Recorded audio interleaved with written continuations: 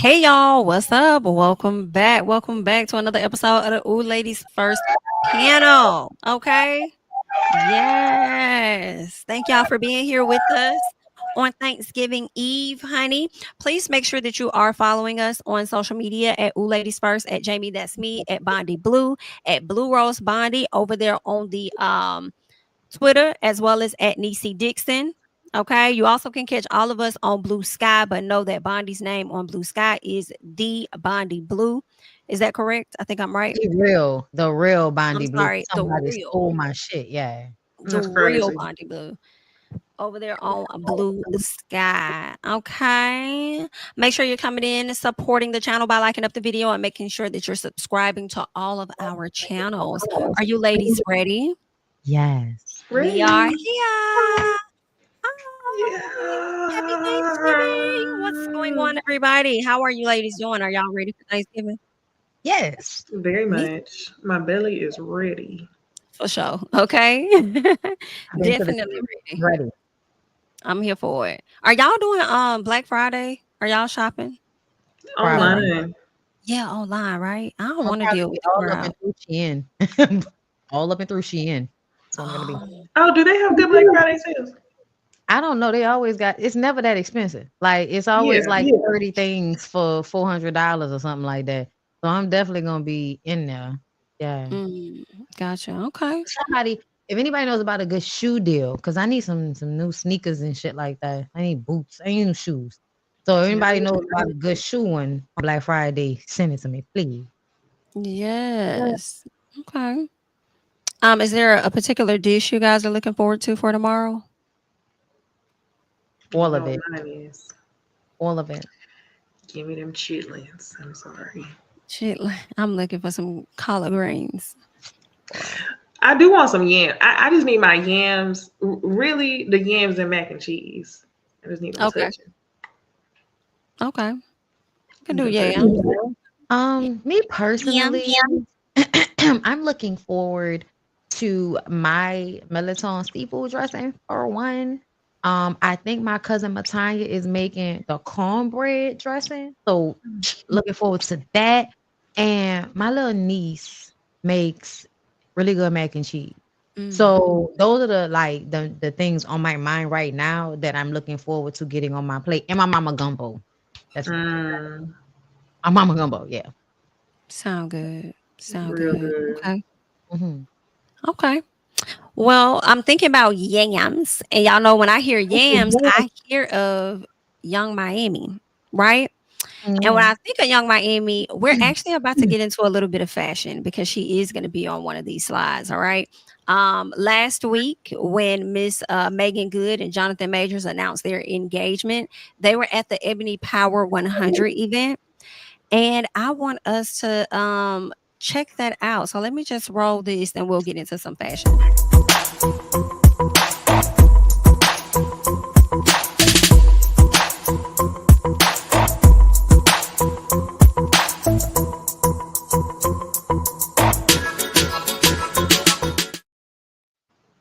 All right.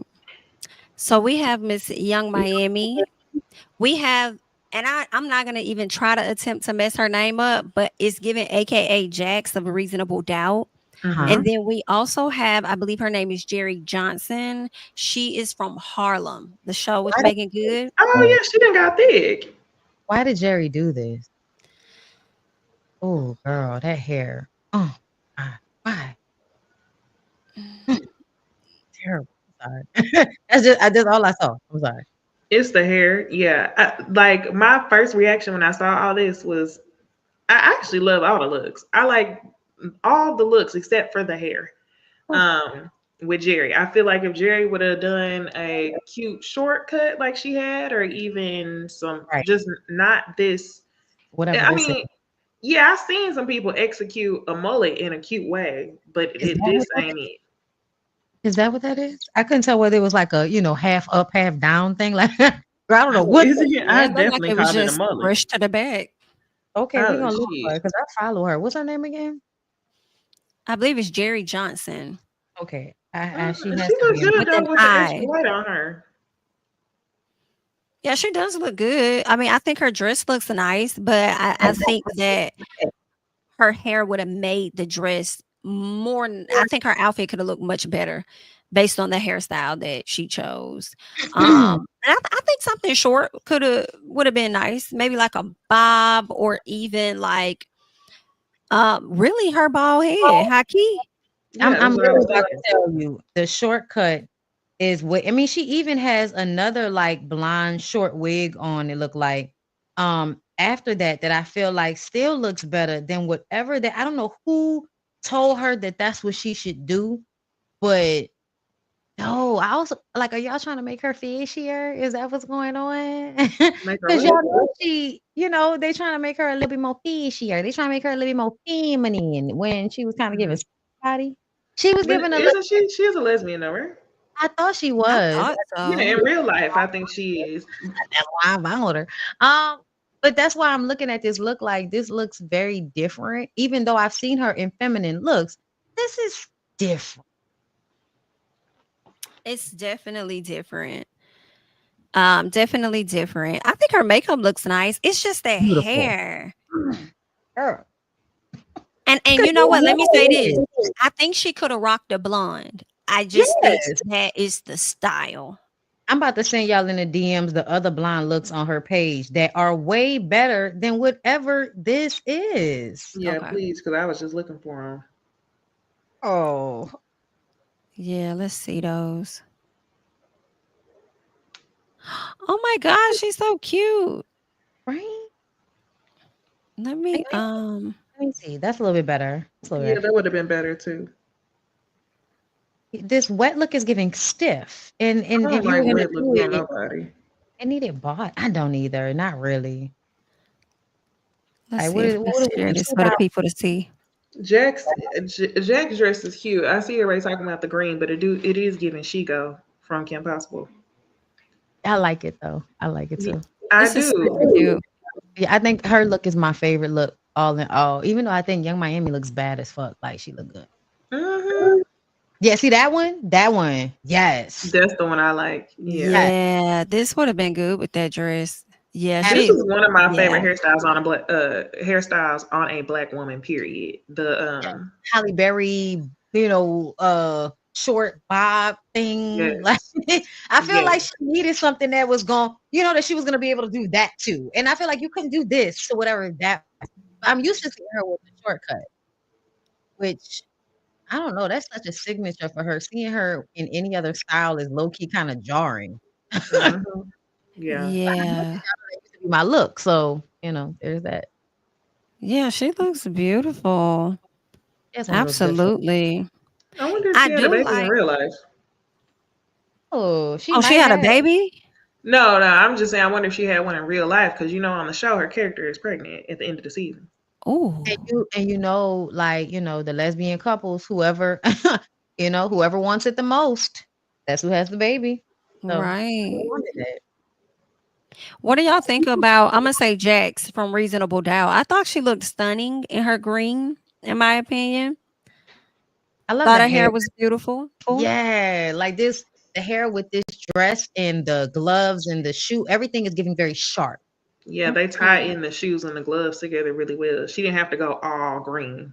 No, I love She it. did a good job. She did. I like that Young Miami's outfit is giving like true, like it's giving a bit of classy, but also true to Miami with the cutouts around the hips. Hmm. Hmm. Gotta show the tats, gotta show a piece of ass. Like I'm like, okay, classy meets Miami. She Hmm. looks nice. Her boobs Yeah, I'm looking. here for it. Yeah, I like the hair on her too. Like I like the whole look. And she's She looking very brown. She's not looking super washed out like we see sometimes. true. True.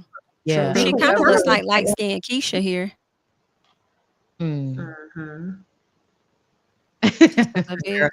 I know light skin Keisha so damn thick, girl, everywhere for no reason. Um, so to me, I feel like Young Miami look much smaller, and that's not shade. Because Big Bang Bisha is in great shape. She over there training for gladiators or some shit. Okay. Um, listen, I am not hating. The only thing though, I love Young Miami's look, but even though I like this hair on her, it's feeling a little too pulled back. And I think if she had like either something short, like a shoulder length bob that was straight, Mm-hmm. or, or I know this look is supposed to give more structured, but I also feel like a soft curl would have hit with this look. Even an updo. Like, You remember the style she wore for I think it was New York Fashion Week? That short style. I'm about Mm-mm. to yeah, look for let it, me Jack. pull it up. Let me see if I can show y'all. This Ooh, probably would have been cute. yeah. See that again? That's one of my favorite hairstyles on a black That woman. Period. was her own hair. That's what that was. She was wearing her own hair with that one. I love Look that. at her with Usher. Oh my Oh, this god. was her hair? Look, I remember that. I love that. Yes, very Yeah, that's demure. very pretty. So pretty. Very demure. You know what? I think a lot of us underestimate how good we look wearing our own hair. And there's no Hmm. shade to wigs and weaves and shit, but like in the 90s, the way a bitch would have to go get her real shit laid and she would like have on sweatpants and bitch, Yes. what? At the gas station. Excuse me, sir? Yes. No. It gives just effortless, blah blah Yes. blah. Y'all know what I'm trying to say. Yes. Effortlessly, We here. effortlessly We know. pretty. Yes. I feel like I miss that because I'm really tired of seeing wiggy looks. And I think that's the thing that's annoying me about Jerry's hair is that it's so fucking wiggy. Like Mm, there's not a shred of it's scalp. Tyler Perry wiggy. You're on, isn't she on America? I mean Prime? You're on Prime. I hope they should Hmm. be better than BET Plus. Mm-hmm. That's no shade. We're all trying to make it there, Charles. Okay. BET Plus show, bitch. Don't play now. Period. Right. Let's see who else we got. Miss Candace Dillard, rapper Dreezy, and Jackie Ina. Breezy knows what she's doing in this motherfucker. Yes. And she Hmm. does hair. She just Yeah. look good. Oh, she Yeah, Yes. she's look. the I first got. person I looked at. Listen, She the took it. pose, the makeup, the lips, the hair, the hair. This is what I be talking about when I say a soft curl. The girls need a soft curl sometimes. You Ugh. see how the hair is still texture, got a little bit of yaki to it too. Yes, I thick. love it. I love it. I love it That too. color looks beautiful on her. Her If Candace stylist did a great had, job. she did. If Candace had one less bundle, just one. Okay, I was just thinking that. Just Yeah. one less bundle. Give it Bucky in her hair. Shout out to Roxanne. But it's definitely giving a 22, piece or something like God damn, how much hair you okay. Yeah, I was looking at I thought Candace looked super cute. It was the hair just a little because it does look like a hump towards the back. And Hmm. I have to agree with that. Like if it was just like a little less, but like the style, I think she looks Yes. good. The dress is cute and The dress is everything. beautiful. Yeah, she looks Yeah, amazing, especially just having that baby. Come on, Candace. Right. I'm loving Candace the got a full little face. thick. She Okay, did. she got a little You see that face. leg? Girl, I see that leg. All right. Hmm. She look Anyway. good. Oh, Jackie Aina. Mhm. Blocked. You know she'll block us. Girl, I wish I cared. No, 'cause I like Jackie Ann. I follow her. I love her classiness. Like her classiness is top notch to me.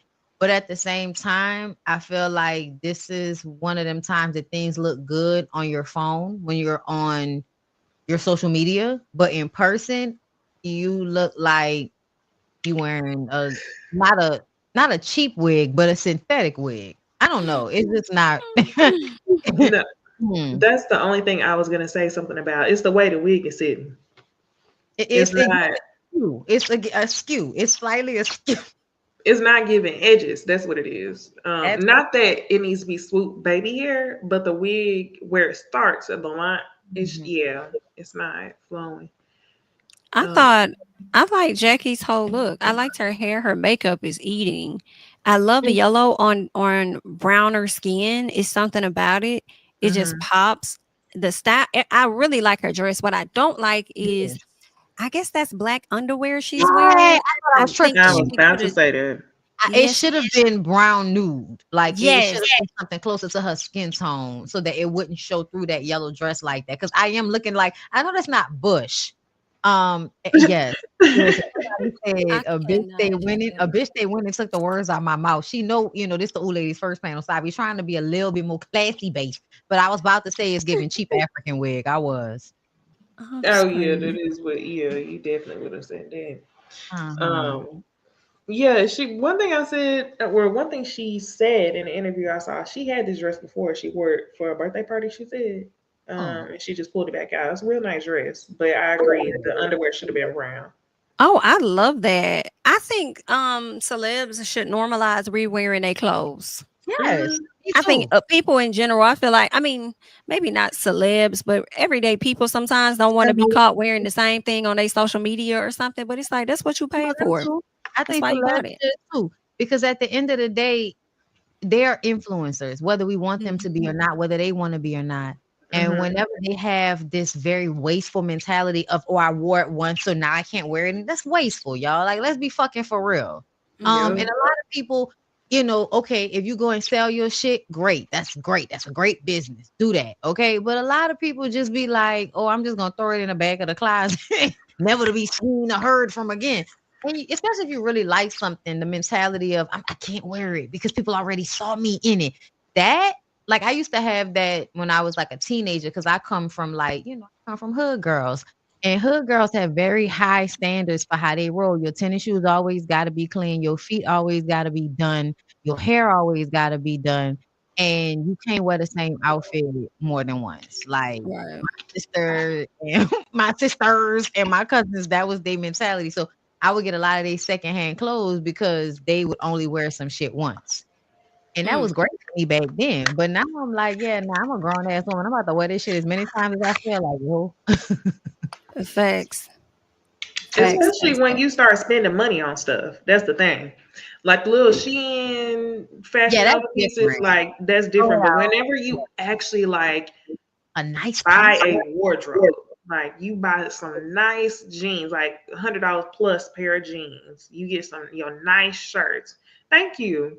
That's when I'm like, okay, I'm wearing the fuck out of this. Ain't nobody gonna tell me nothing because these are my staple jeans. Y'all Yeah. remember when Usher had his I think his whatever his house thing was, and they showed us that he had the same pair of jeans, like several pairs of the exact same pair of jeans. Mm-mm. I don't remember Yeah, that. When they I, did, was it Cribs? Like when they yeah, did like I a, think it was okay. Cribs. I think it was a Cribs episode, but they showed us, Usher is his favorite pair of jeans, so he has them in at least 10 pair. And I just remember thinking to myself, why though? How many I of Mm. get it. I Guess that mean, I makes could sense. understand having more than one set of something, but like 10 pairs of the exact same color of jeans. Oh man. That sound like Usher was in Washington. Hello. He like, yeah, nah, let me get rid of these. Or not washing properly. Oh, Yeah. shit in the washing machine for 3 days, girl. Ooh. Just stink. Mhm.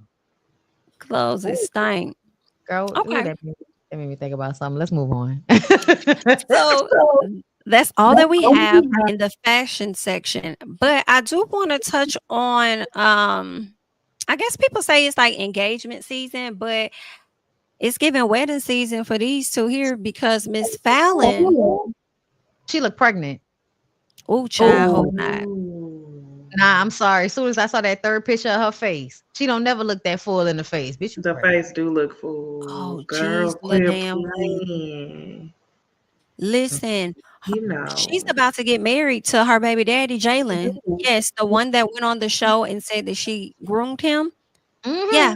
they're about to get married. And he put a whole post up basically talking about doing things the right way, basically, and forgiving and all of that. He put an IG post up. But what I want us to check out is the video he did with Chaotic. Okay, so let us get into this. Where Chaotic. we are now, if we would have stayed together, we've it would have been bad because we both needed time to heal and grow. And I didn't get the time to go out and experience life. I was just into a relationship, and now I was a stepdad, playing father, so I didn't have time to be myself and just experience life for a little bit and heal within myself. She had to realize that there was nobody else out there better than me, and you know, we were so ugly towards one another. I mean, she we was were like bullies. We were, I mean, she was like that one baby antagonizing. mama you didn't want to have, and I was just that baby daddy I didn't want. It was bad. But I told her, like, when we started talking about, you know, getting back together, I told her, I said, you know, if we're going to do this, we're going to have to put the past in the past. And we're going to move And forgive each forward. other. Just move forward. We don't even bring up stuff that happened in the past. We don't bring about exes or whatever it is. We just move forward. So am I invited to the wedding? Absolutely. You can definitely come. And that's just it. You can be the host. We don't have one yet. We do not have a host yet. Bro, I've never hosted a wedding. Really? The crazy thing is, what I think about too is when she was with one of her exes, and people be like, "Oh, look who she with." Nah, but he really wasn't nobody. But I was like, y'all think if I really wanted her back, I couldn't get her back? Did y'all see who I took her from the first time?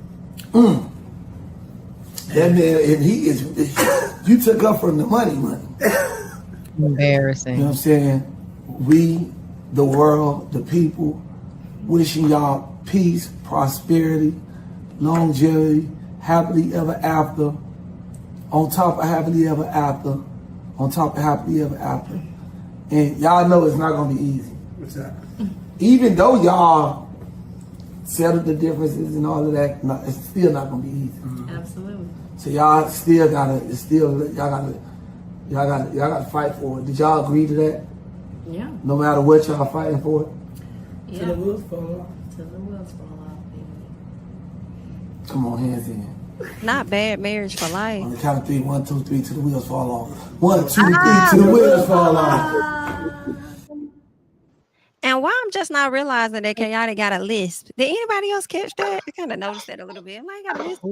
I saw somebody say something in the comments. I feel like I've always heard it, but I was never really paying that close of attention. Yeah. Yeah. I'm like, So listen, they have slung mud at each other on different interviews. Mm-hmm. Do y'all see this lasting? And do you think they should have a prenup? I don't know if they have enough money for a prenup, but I think everybody should get things in writing beforehand just to keep everything from being messy. But what I will say is that I honestly feel like this makes sense. I hate to say it like that, but it felt like they always kind of really loved each other. Mm-hmm. That's what I was thinking too. Yeah, like I feel like it always felt like they kind of loved each other. I wish they had not been so immature with the way they handled one another in the public eye. But if they can forgive it from each other, then I don't feel no type of way. But I do feel like they always loved each other. But you better never in your fucking life call that lady a groomer again. Ever again. Now, I'm here for the reconciliation though. Yeah. Good for them. Just don't be in our faces with it. Gotcha. I'm a little bit of surprise, but do what they want to do. Congratulations and good luck. I think if they don't do like a prenup or something, considering the fact that Jalen did take her to court or was trying to get like custody of his daughter, maybe they should do like a pre-parental something. Like, should they separate? Like, this is what terms they agree to when it comes to to their child or children.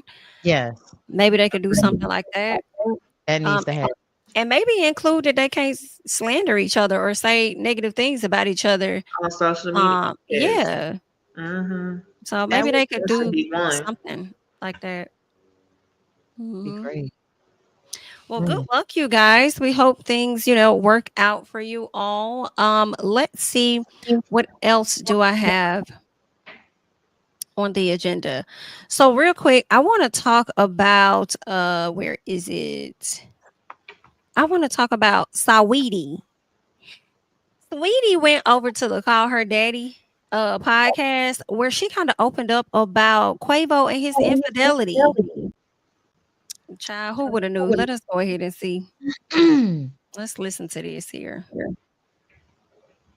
I remember I had got a call from a childhood friend, and when I had picked up the phone, I put it on speaker because I had nothing to hide, and I'm like, "Oh, Happy New Year's." He was like, "Happy New Year's. I love you. Like you've been killing this. I keep going. Da da da." So I'm like, "You too. Like love you too. Happy New Year's." I hang up. He's so like drunk that he misinterprets the call and was like, "You, like wow, like oh." I know that y'all be doing this, and that, projecting. Like, he couldn't believe that I had a platonic relationship with this person. And this person's my childhood friend. Okay. Like, nothing is going on. Okay. So he starts cussing me out. He was like, I would never do this to you. He was like, man, you can go through my phone. My code is da-da-da-da-da. And I go, oh, it's da-da-da-da-da. Da-da-da-da-da. No. I put the code in my phone. But I'm thinking he's probably just like drunk, Right. I remember, right? Nothing like it's not cold. So finally, he goes to sleep. So it's time to investigate. Investigate. Investigate. Investigate. So I'm like, okay. So I saved the code. Girl, no. I said, and it goes, it's the, oh. You're like, whoa. I'm like, wow, that easy? Girl, this man has been playing me the whole time. But I knew it was like a sickness because it was like all types of women. Really? Yeah. Did you go for the iMessages first or the pictures? I went to the assistant group chat. I went to the assistant messages because the assistant set up everything for like the man. Oh my! Oh, and then I was typing in keywords, like genius. So it's pulling up all right. Nothing like. Okay. She says, I remember I had got so sick, but then so numb that I didn't care because it wasn't like one person. It's like, okay, no, you have a sickness. Child, that's crazy. Y'all be having these. It's some feedback. I don't know who it's coming from. I hear echo. But that's crazy that you're using your assistant to get to other women and you got a whole group chat. That's fucked up. That's fucked up. I'm single. I've endured too much betrayal and hurt behind the scenes for a false narrative to be circulating that degrades my character. Presents don't band-aid scars, and the love isn't real when the intimacy is given to other women. Child, Quavo was a mess, baby. Because y'all remember, didn't he buy her a car and then got it snatched back? Didn't he mess around with, well, I don't know. I can't say he ever messed with Nicki, but I think he liked Nicki or something like that. And then he did like a video mimicking her or something. Like, that man is a fucking mess. I think he was the issue with the motorsport song on some slick shit. If yes, I was. Wait, remind me what happened on motorsport. He asked Nicki to feature. No, I think Nicki was already on the song and asked her if it was okay if Cardi could be on the song. But then when Nicki did her verse, from my understanding, Cardi didn't like something that she said or something like that and asked her to change the verse or whatever. It was like a line about all you bitches is my sons. Basically, it was a type of line like that, and Cardi didn't like it, and so she changed it to Quavo to QB. Yeah, or something like that. Yeah, that shit. Thank you. Yeah. But I was listening to something about that last week, and I said, yo, the problem to me has always been motherfucking Quavo. And I hate that somebody may have gotten in Cardi's head or even Nicki's head, and then now they beef the hell out, on top of the fans and stuff. But I really feel like that NIGGA was the problem. And she had asked Quavo to go online and defend her, and he said, I would if you was my girl. That's when she did that interview. She was crying in the studio about it. Which is so lame to me. He's so trifling. She said a sickness. So she said all types of women. Yeah, he a hoe. He a ho. He fucking everybody. Yes, you say hello. It's over. I mean, to me that makes sense. He's a rapper. Like, I don't know what anybody expects of rappers. Like, I'm just saying I don't expect them to be faithful, is what I mean. Like I never expect them to be faithful. I always assume that they're poor. And Yeah, the I women just who thought are they with would be them, somewhat selective. no. Right. Why? Maybe a little bit. Why? When everybody's throwing it. Like it's like, you get the dick, you get the dick, you get the dick, like they're throwing cooch. So if you got close to me, you've already made it past a few levels.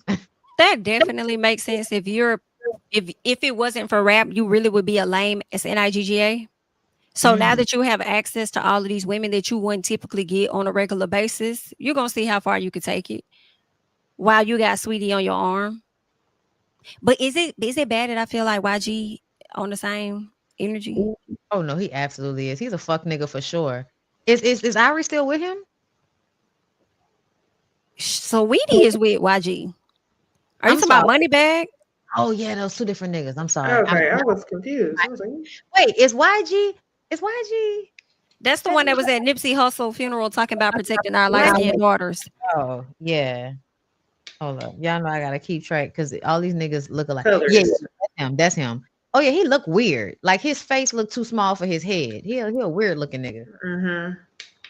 Big bang, take little bang. Damn. He definitely cheating on you, and he's definitely probably disrespectful. And I don't even know why you going with that nigga. Like she need to You know, stop dating these same type of I niggas. think that every time I see girls date YG, especially after knowing what he, that dumb thing he said about protecting light skinned daughters, that's crazy. He used to date Kaylani. Yep. It was Kaylani. Did she cheat on Kyrie for YG? Yes. Wait, no. Insane. It's Party Next Door. It was Party. Okay. It was Party Next Door. Thank That's you. who it was. You know what's crazy? This is a fucking cycle of niggas that's going through all of the rat bitches, but y'all act like the rat bitches is the hoes. But we've heard these niggas cycle Right? streets like Jesus Christ. This is so true. And you mentioned Sweetie dating the same guys. I feel like it is a repeat because her and Offset, her and Child, because they had that as a rumor too, right? Her and Offset. But anywho, her and Quavo had the situation on the elevator, but then not too long ago, earlier this year, they said her and YG had got into it somewhere. Same dudes. She gonna have to switch it up. She gonna have to get her a nerd. Get away from abusive niggas. That might help. Yeah. Thank you, Bonnie, for the super chat. Shout out to you. Because I feel like I've seen Bonnie's videos. I think she has a channel. So shout out to Bonnie because I feel like you cover Braxton family values. And I think I may have checked out your channel. Thank you for the super chat. All right, y'all. Let's see what else I got for us to talk about. Okay, this might be it. Okay. We talked about this couple last week. Okay. Tony LaCloser and Miss Nicole Linnell, however you say her name, she owns her own boutique and stuff, right? So they ended up breaking up last week or whenever it was, and he tried to, put the tea out there as to why they broke up or whatever the case. I guess she called him, went through the phone, saw all kind of stuff, right? Well, this man gets on Threads and starts, saying more stuff. So I want to get into what he says, and then somebody else is calling her out as being a scammer. So we're gonna get into that next, okay? But let's go ahead and get into this first, okay? So this is Tony where he says, I got a new phone. She checked the old phone, saw my hidden folder, and me messing around. Went from happy home to hate my guts, okay? I just want y'all to hear how he kind of like flipped this a little piece. He says, I've apologized daily. Hold on a second. I've apologized daily, sent hundreds of roses, thousands of Apple Pay, sent her favorite meal, came to our place we lived for the past year and was told she's getting a restraining order. In 3 years, never been aggressive or threatening. OMG, my heart hurts. This isn't how it's supposed to end. Then goes on to say, Black men, be careful. Once you hurt their feelings, they will weaponize law against you, even when you've never hurt a hair on their body. Listen to him. Then says, Beyonce got cheated on and fixed her relationship. Y'all think because of hard times, you got to throw it all away. Then says, I showed up for you in ways that no one ever has. I got a new phone. She checked the old phone, saw my head, and we got into that. He says, woman living in a world of broken men and want perfection without doing any work. He So says, you got to struggle. listen, He says women these days only around for good days, run when SHI gets bad. If I say I love you, it doesn't mean I expect you to be perfect. I understand I will have to go through SHI with you, but together we'll make it. I need a partner who understands I've been through trauma and can grow with me, not throw me away. This man. It does get funnier It's as you definitely giving go. Marcel. It's definitely giving Marcel, bitch. You ain't never I was lied. about to say he's a narcissist. It's a given textbook. Heavy. He says the fact that I said my needs weren't being met and went unheard is a problem for me. Expectations of a husband while single. Y'all be married without the ring based on expectations of society. Bruh, I kept everything for years in my hidden folder, in my phone, photos, videos. I never imagined it be viewed. He says entire image fake. Look how he flipping. Save your money, fellas. Stack it up for yourself. What you'll hate or something you'll something you spent. I guess you will hate you spent that bread on her as she's moving on. He says SHI motherfucker got 6 figures a year invested into her business. Ain't trying to hear that. Girl, he just goes on a rant basically. He's just ranting. He's upset. So you go from you love her, you're so hurt, you know, you did these things to her, Look, you're trying to apparently win her somebody back. did call him narcissist. Financial abuse. Y'all love calling men narcissists, but y'all are financial abusers. In the comments. Yeah, you see, one of his tweets is responding to what There somebody it is. has said. Oh yeah, got you. Yeah. I don't think they know Correct. what financial abuse is. It's Lot not of you giving her money and you being mad that you gave it to her after y'all not together no more. It's you using it to control her. That's what financial abuse is, sir. Get your definitions together. And This this is exactly why she can go ahead and file a restraining order. Like, I don't understand why some men think that just because you don't damn near kill somebody or physically hurt them, or maybe because you don't call her a bitch, that makes you better than the next man who does something that's also hurtful or detrimental. This is why. And now you love bombing her, showing up at her house, making posts on Instagram. That's enough to put in a restraining order. And I'm glad she did that. It's harassment. Like, leave me the fuck alone. That's what y'all problem is. And a lot of y'all niggas, y'all talk all of that shit about how bad women are, but you don't know how to leave them alone when they don't want to be bothered with you anymore. Go home, Roger. Child, that what he did. He had went to their home and realized she don't want his is there no more. Look though. She says, best thing I can do is not build with you when I could destroy you. That takes some fishing. Oh no, I'm sorry. That takes some effing discipline. Always pick me up. This ain't it. Or this ain't that. Take care of me. All that I've known is just gone. All I was building on. So it's done. I think you should leave her alone. And I think she should get a restraining order. Sorry. Absolutely. Because the mood swings in the tweets, I can imagine the mood swings in person. Because you're not getting your damn way. The constant text, like that's another thing. Like, bruh, somebody blowing your phone up, ding, ding, ding, ding. Like, please stop, sir. This was the first love bombing thing that he did. I remember this post when he got her this little thing. I think it was out there in Times Square or whatever it was, promoting her business and stuff. I was like, okay. Yeah. Oh, look. Yeah, this comment, she responded, they aren't done. From Nitwit. That's an interesting one. They said they were. She responded, they aren't done. Yeah, y'all know they say the only way that you can win against a narcissist is by not responding at all.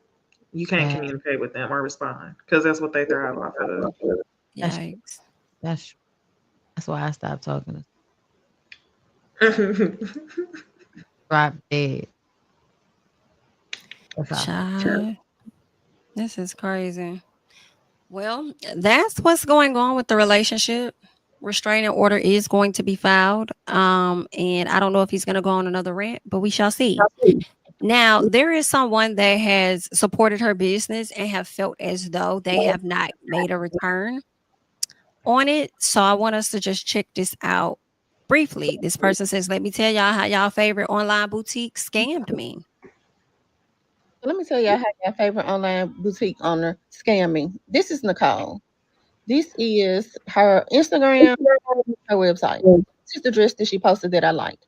I placed the order for the dress. The shipping says it'll ship within 10 business days. So boom, I didn't get it within the time frame. I reached out asking for some help. They sent me this AI generated response, and I was like, okay, maybe I'll hear some soon.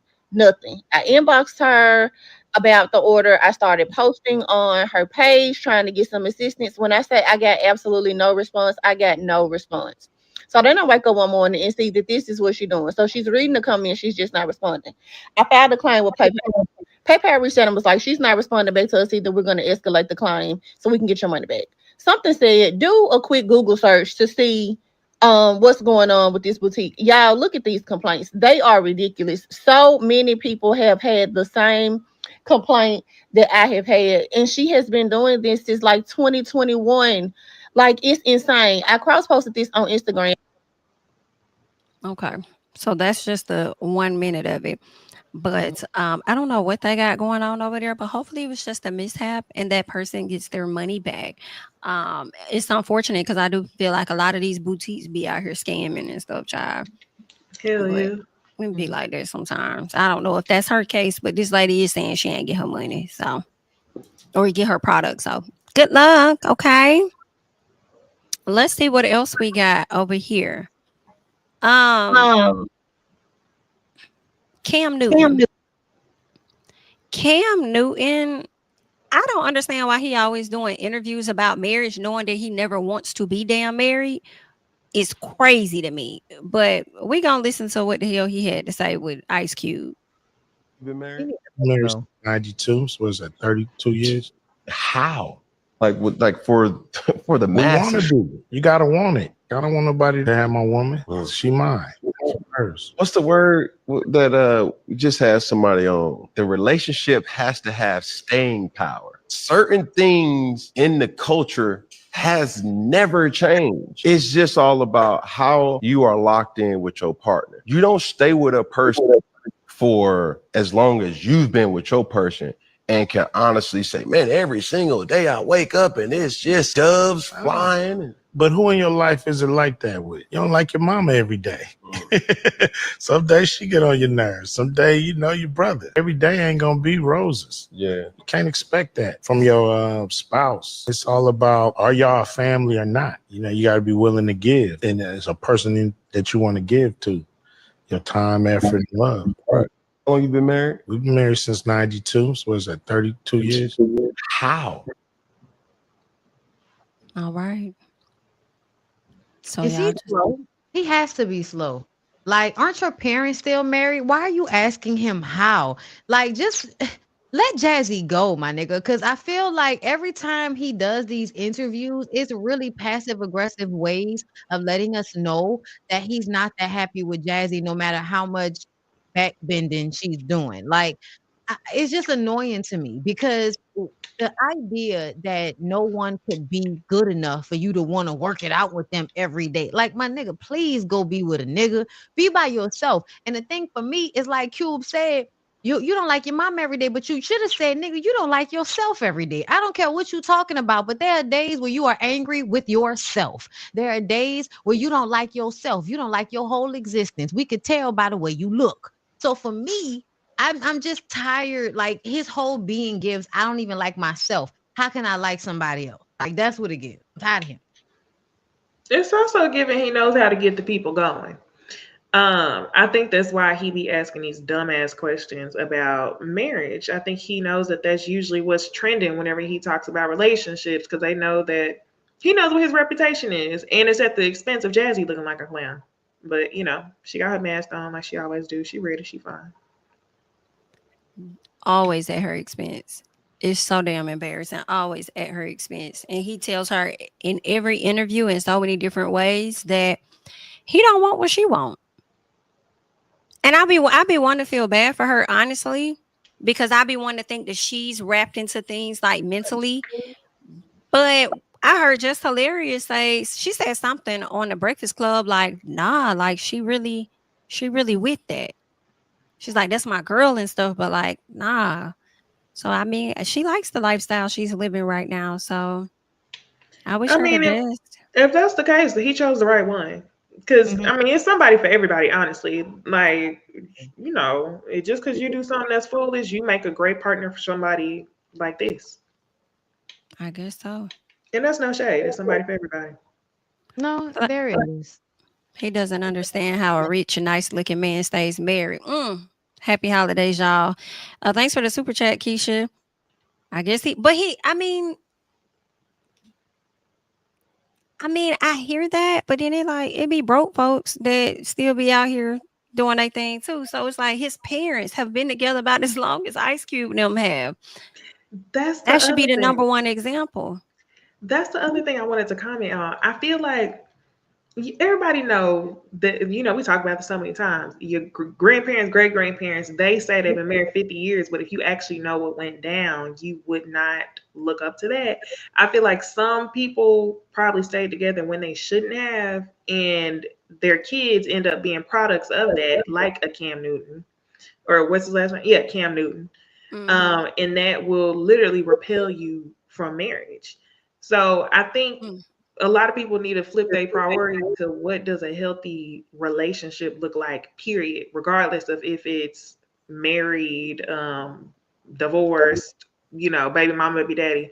What does a healthy relationship look like to where your kids will want to gravitate towards actually being in partnership with somebody? And it's clear to me that he probably didn't experience that. Do No. y'all think he may have been taken to the houses of the different people? That That's his my dad next was one. cheating. Possibly, but more so, I think he probably saw his dad handle his mom with a lot of disrespect. That's what I think. Because what people don't understand is like a lot of times, like it's not even about somebody hitting you or really about somebody cheating on you, dogging you out. It's how motherfuckers talk to you. And on Mhm. an everyday basis, I find that there are a lot of men, especially older men, that would talk to their wives like their wives were idiots. Like just on a everyday basis, talking to you like you stupid, like you a child, demeaning you, just verbally. And so I think when you're a child and you love your mother and she's your comfort and you hear her being talked to like that, that shit piss you off. But eventually you start being mad at her for choosing to be in that situation and allow it. And so then you start to understand where your father is coming from. Because then it's like, well, bitch, if you dumb enough to let him talk to you like that, then I guess you are dumb like he talking to you. You know what I'm saying? Mhm. And I'm just telling y'all from personal experience, like when you have a dynamic where like a parent is like obviously being abused, but the parent, oh, I love him. I love our family. I don't want to let it go. That shit, like you start to resent both parents, but more so you resent the parent that is being abused eventually because it's like, Right. why are you not? What's wrong with you, bitch? You know? Right, right. So, yeah, I understand Cam, but I also feel like at some point, why doesn't money help y'all deal with these things? Like, and then to perpetuate it and put it out there into the world as if you have the right idea about things just because you came from a two-parent household when it's obvious that you don't. Because if you did, Jazzy wouldn't be over there looking like she working too hard for whatever little bit of money that you giving her. Mm. Well, anything else on Cam? All right, let's get into some TV talk, y'all.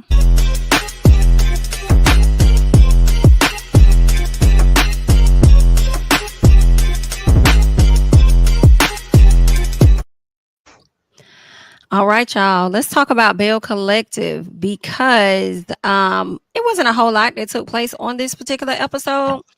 For me, it was more so JJ and him not showing up to support his daughter, and him also trying to prevent Sophia from mending fences with Selena, which I think is very ignorant and a bit irresponsible.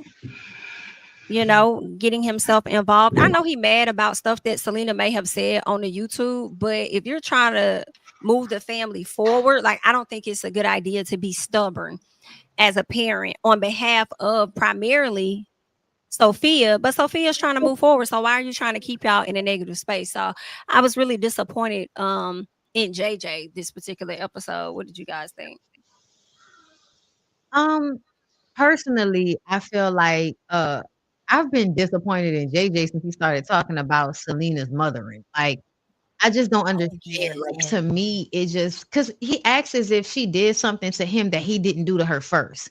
And that's what really annoys me. And also, I feel like if Sophia can admit, Shantae, whatever fuck her name is, if she can admit that she came in there on bullshit, like we had already said, and also that her filing charges made the situation even worse, but she was embarrassed. So to me, if she can admit like the petty reasons why she was doing it, why y'all like consistently trying to make it seem like Selena is just this terrible person that did all of these fucked up things to you? When in essence, I feel like you still want that lady and you mad that you can't have her. Like that's what JJ really gives to me. And then also, why are you punishing your daughters behind this shit?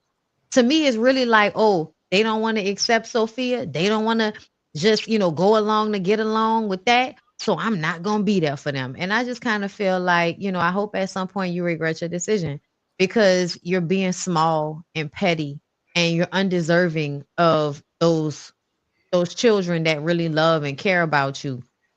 Because she still invited you and Shantae, even though she feel how she feel. Star said, I invited them. And Shantae said, she invited us. So it's like your daughter has more sense than you do. But yet here we are. Definitely. Here we are. I appreciate I be want to say Solo Gucci, and that is so a different person from Love and Hip Hop Hollywood.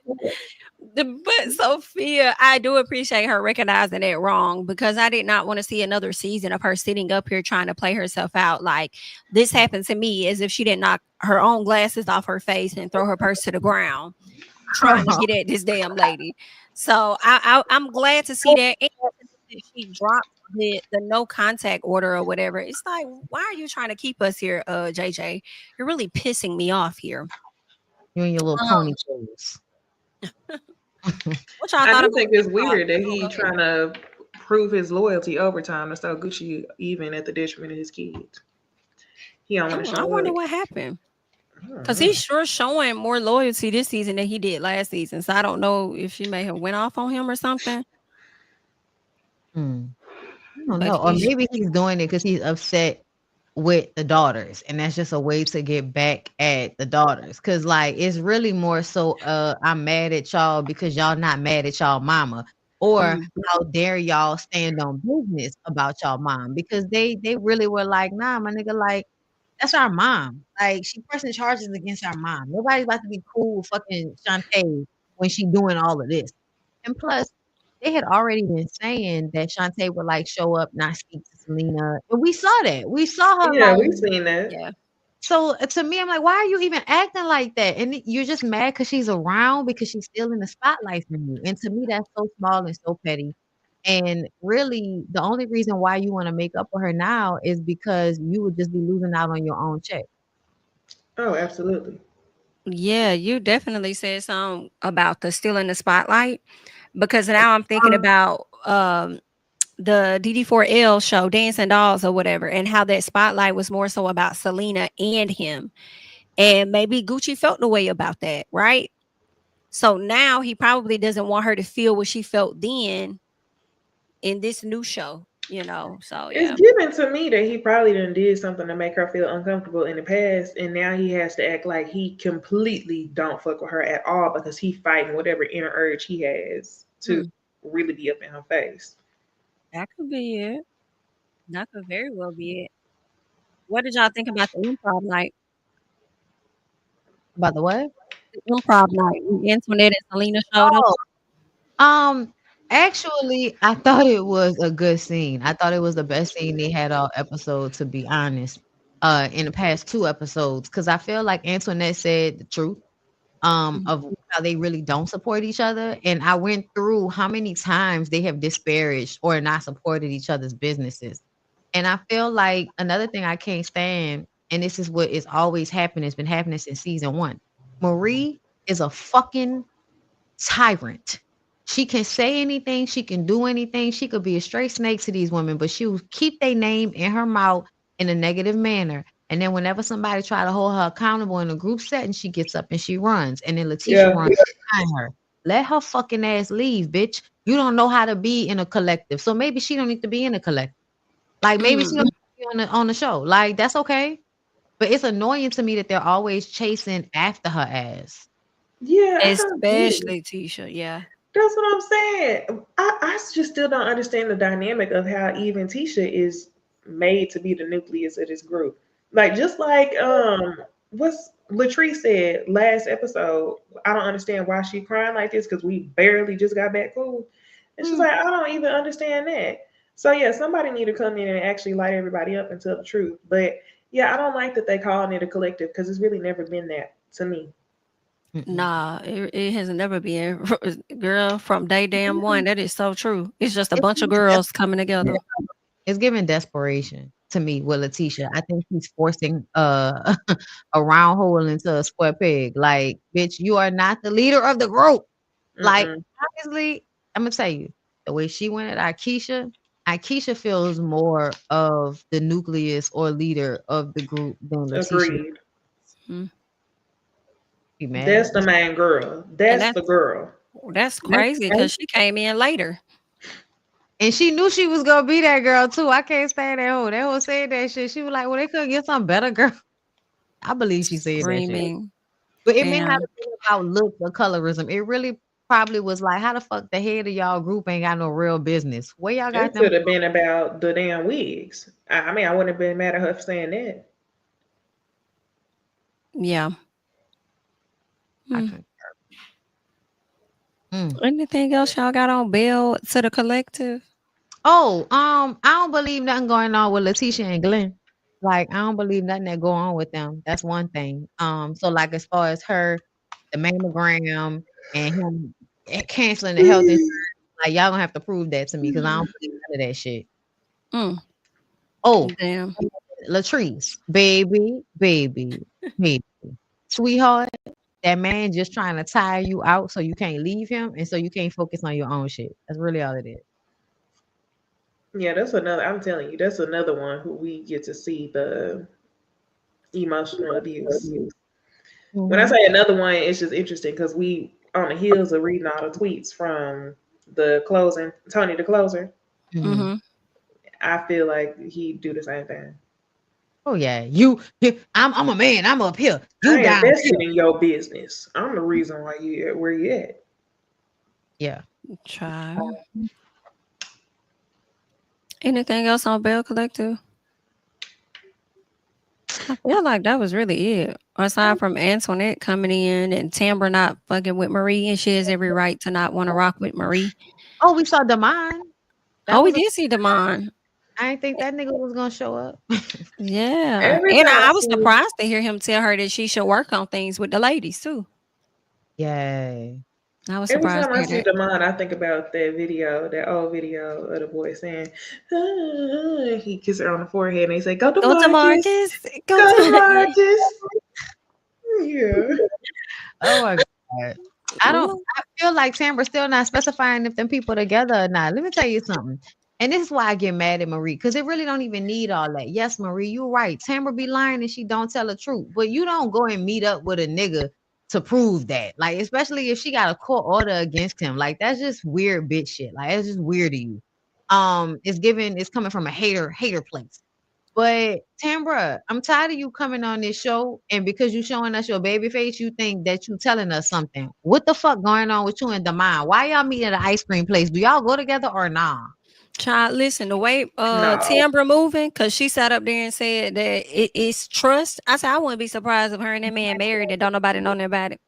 Really? All because she doesn't want to share with them. She don't trust them. Yeah. That'd be good for them. Yeah. I also see them in a life partnership too. That's very possible. The way they sat up there and played in our face like she really lived in that house last year. Talk about something. She need a what was it, a woman cave or something? Yeah. No, ma'am. That wasn't believable. Have no Pam. All right, y'all. Let's move on. Okay. Now, before we do that, because girl, I don't know why people still love this show the way they do, but make sure y'all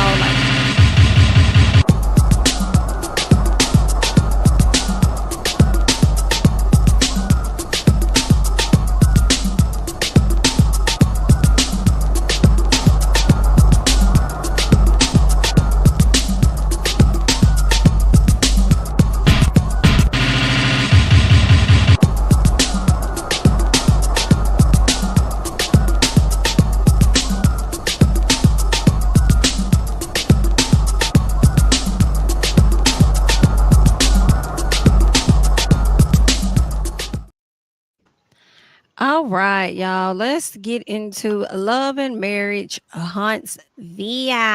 Okay. Martell and Destiny. They're sitting on the bench, and what are they talking about? Melody. Mel. Child Martell. Girl, I'm like, why y'all sitting on the bench? Y'all can't go to nobody's house. But anyway, go out to eat or something. So they sit on the bench. And Martell is asking about how the trip went. And I just felt like Destiny was not keeping it a book about how that trip At actually all. went. And the At whole all. and like the mimicking. I was like, well, now why are you mimicking that lady knowing you wanted to be up under that woman?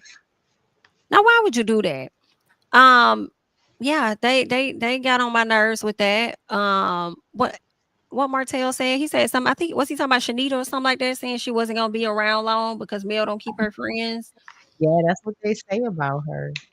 Child, Marcel that, said that too.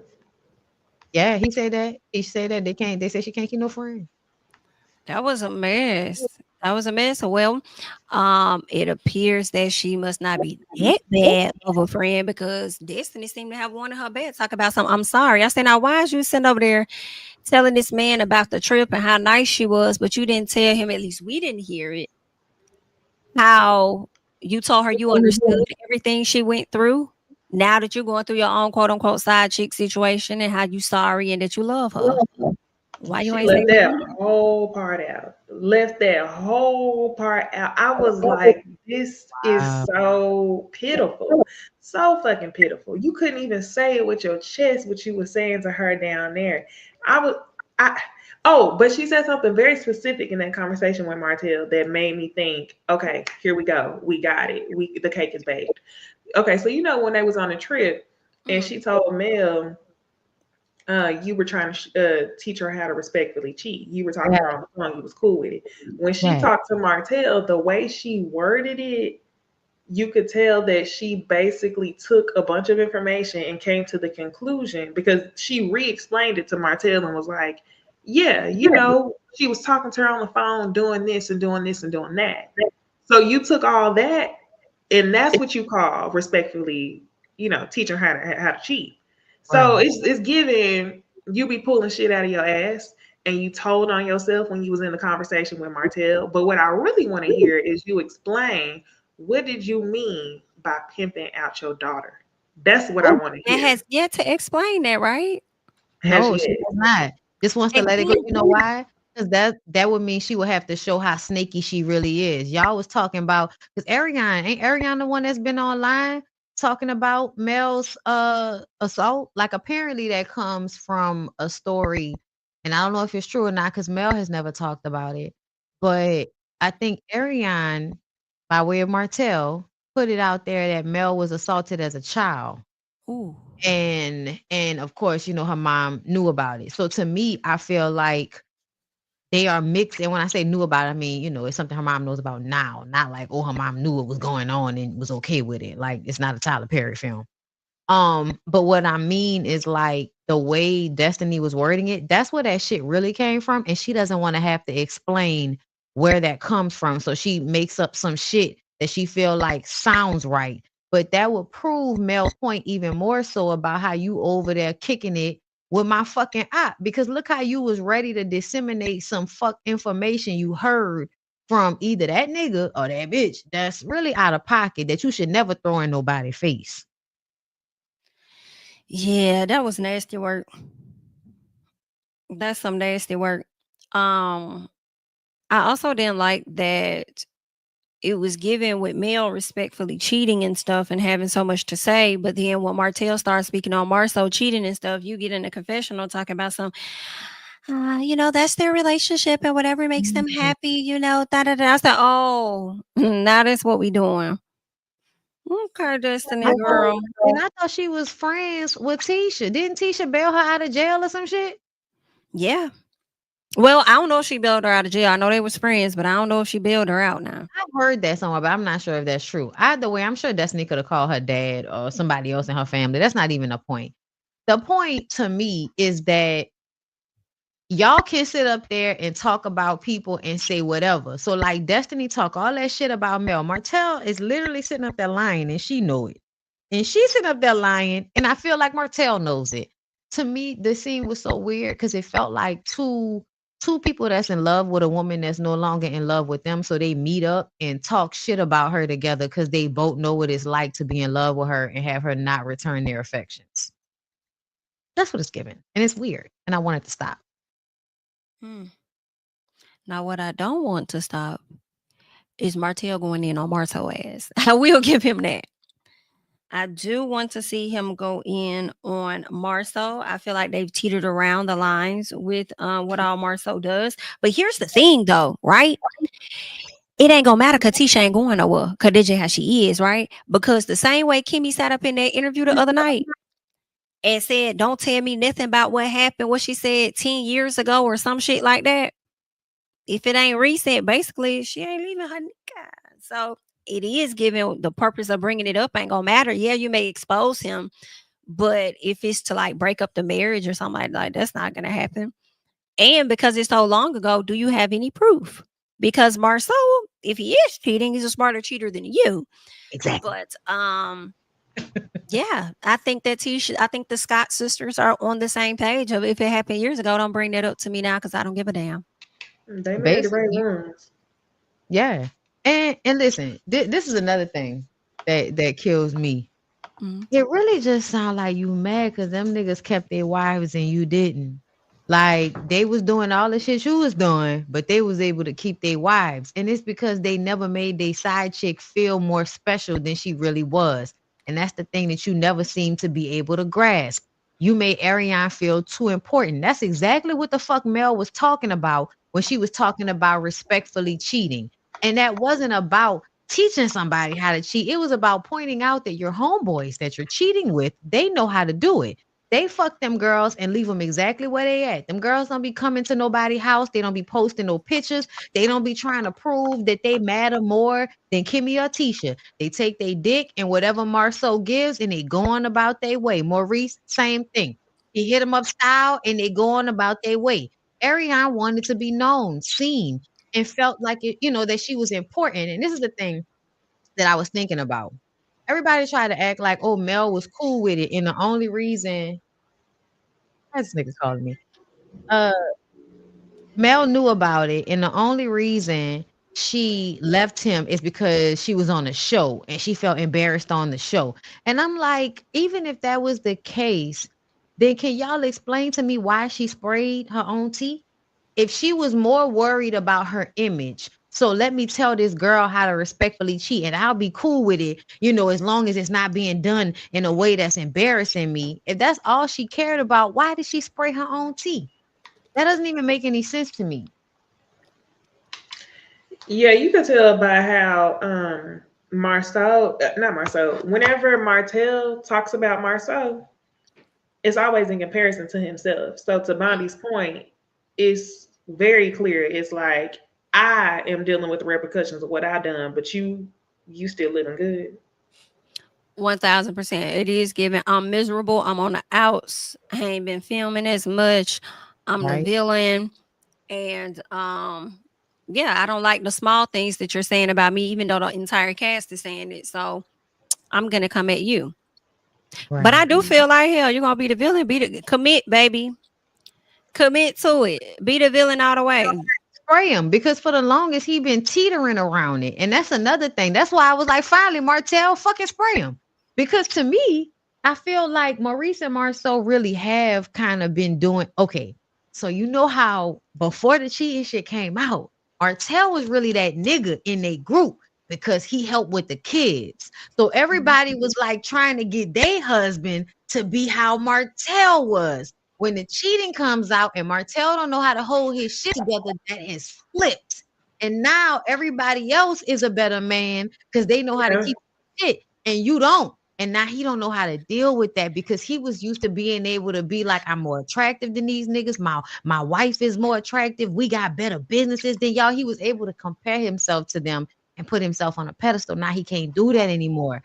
And I think he be mad at Mel about that. And another thing, I think he puts it on Ariane, y'all. I think when he's with Ariane, he is always telling her how mad he is about not being able to retain what he had when he was with Mel. So that makes her feel jealous of Mel. And so she's then going to act out and do all of these things to hurt Melody because he's created this triangulation. And I think he been doing that, which is why I get so mad at Destiny for saying what she said. Because a part of the reason why Mel was talking to Ariane so much is because Ariane was calling her. Like Ariane is calling and texting Mel. And she's doing this because of Martell. And you don't realize that until we fast forward to all these years later, and he's still having problems staying away from her. Y'all saw the shit happen. You know, I'm sure you was gonna talk about it, Jamie. About him violating his bond by basically having somebody watch her. She went, oh, you know? No. She was at the DA's office for something because you know they Mel, they're constantly in court because y'all know Martell was like trying to prove that she was having an inappropriate relationship with her security guard around the kids, but he's always having her in court surrounding the custody agreement because he wants to have first rights. Y'all know that. He wants you got to do something. You got to tell me so he'll know where she is. Okay. So she was going to court for that. The DA called her down to the district attorney's office. So she's at the district attorney's office at the courthouse. She leaving the courthouse and he starts texting her, why you at the courthouse? She like, how the fuck this nigga know I'm at the courthouse? So she takes that shit back up to the DA. Like, this is what I'm talking about. He's not supposed to be contacting me about anything outside of the children. He asking me why I'm at the DA's. Wow. So now it's like, who's watching? And people are like speculating that it might be Destiny because Destiny was at court around the same time. I don't know if it was Destiny. Was she? They said she had a court case going on with LeBaric at that time, and she was also at the court. I've only heard that. Can I say this though?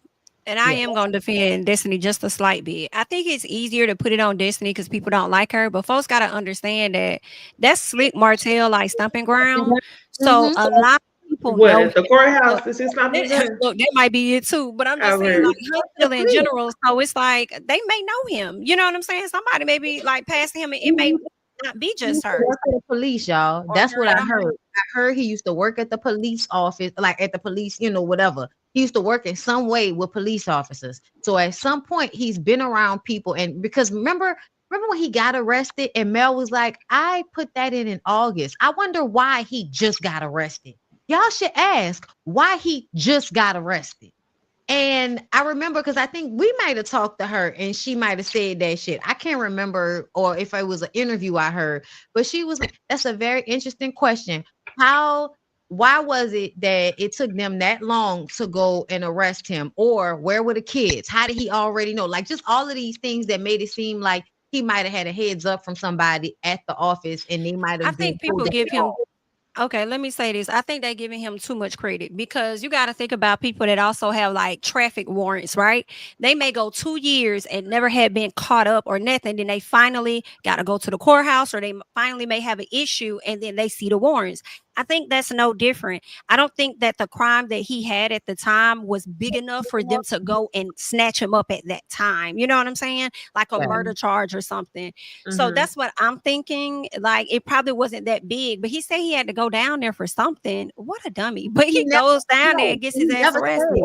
He never said exactly what he was going down there for.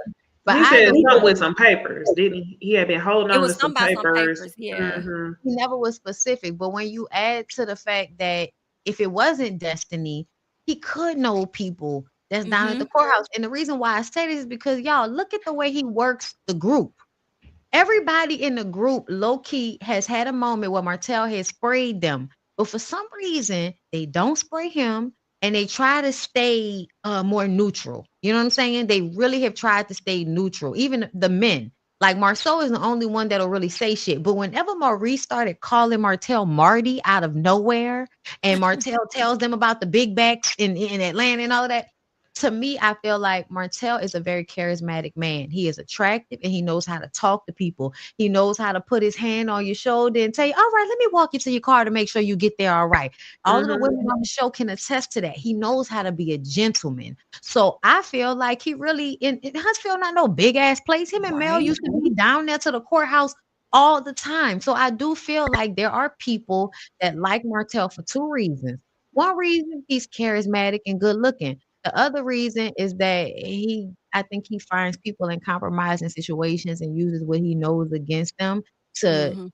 to make his life easier in one way or another. His homeboy Fred, that was That's letting exactly who I was about to. I was about to say him. That's exactly him, who I was thinking about. Martell Chris, making money, no builder's license.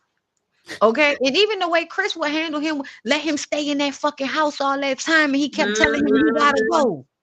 Like it's a whole bunch of different scenarios where Martell is giving an inch and that nigga takes a mile and they Yeah. let him. And I was thinking about, I was like, some Trump shit. Like, you know shit about people because you was cheating with your old lady. And that's another thing I feel like people don't know. And Mel has never said, this would be making me mad at Mel.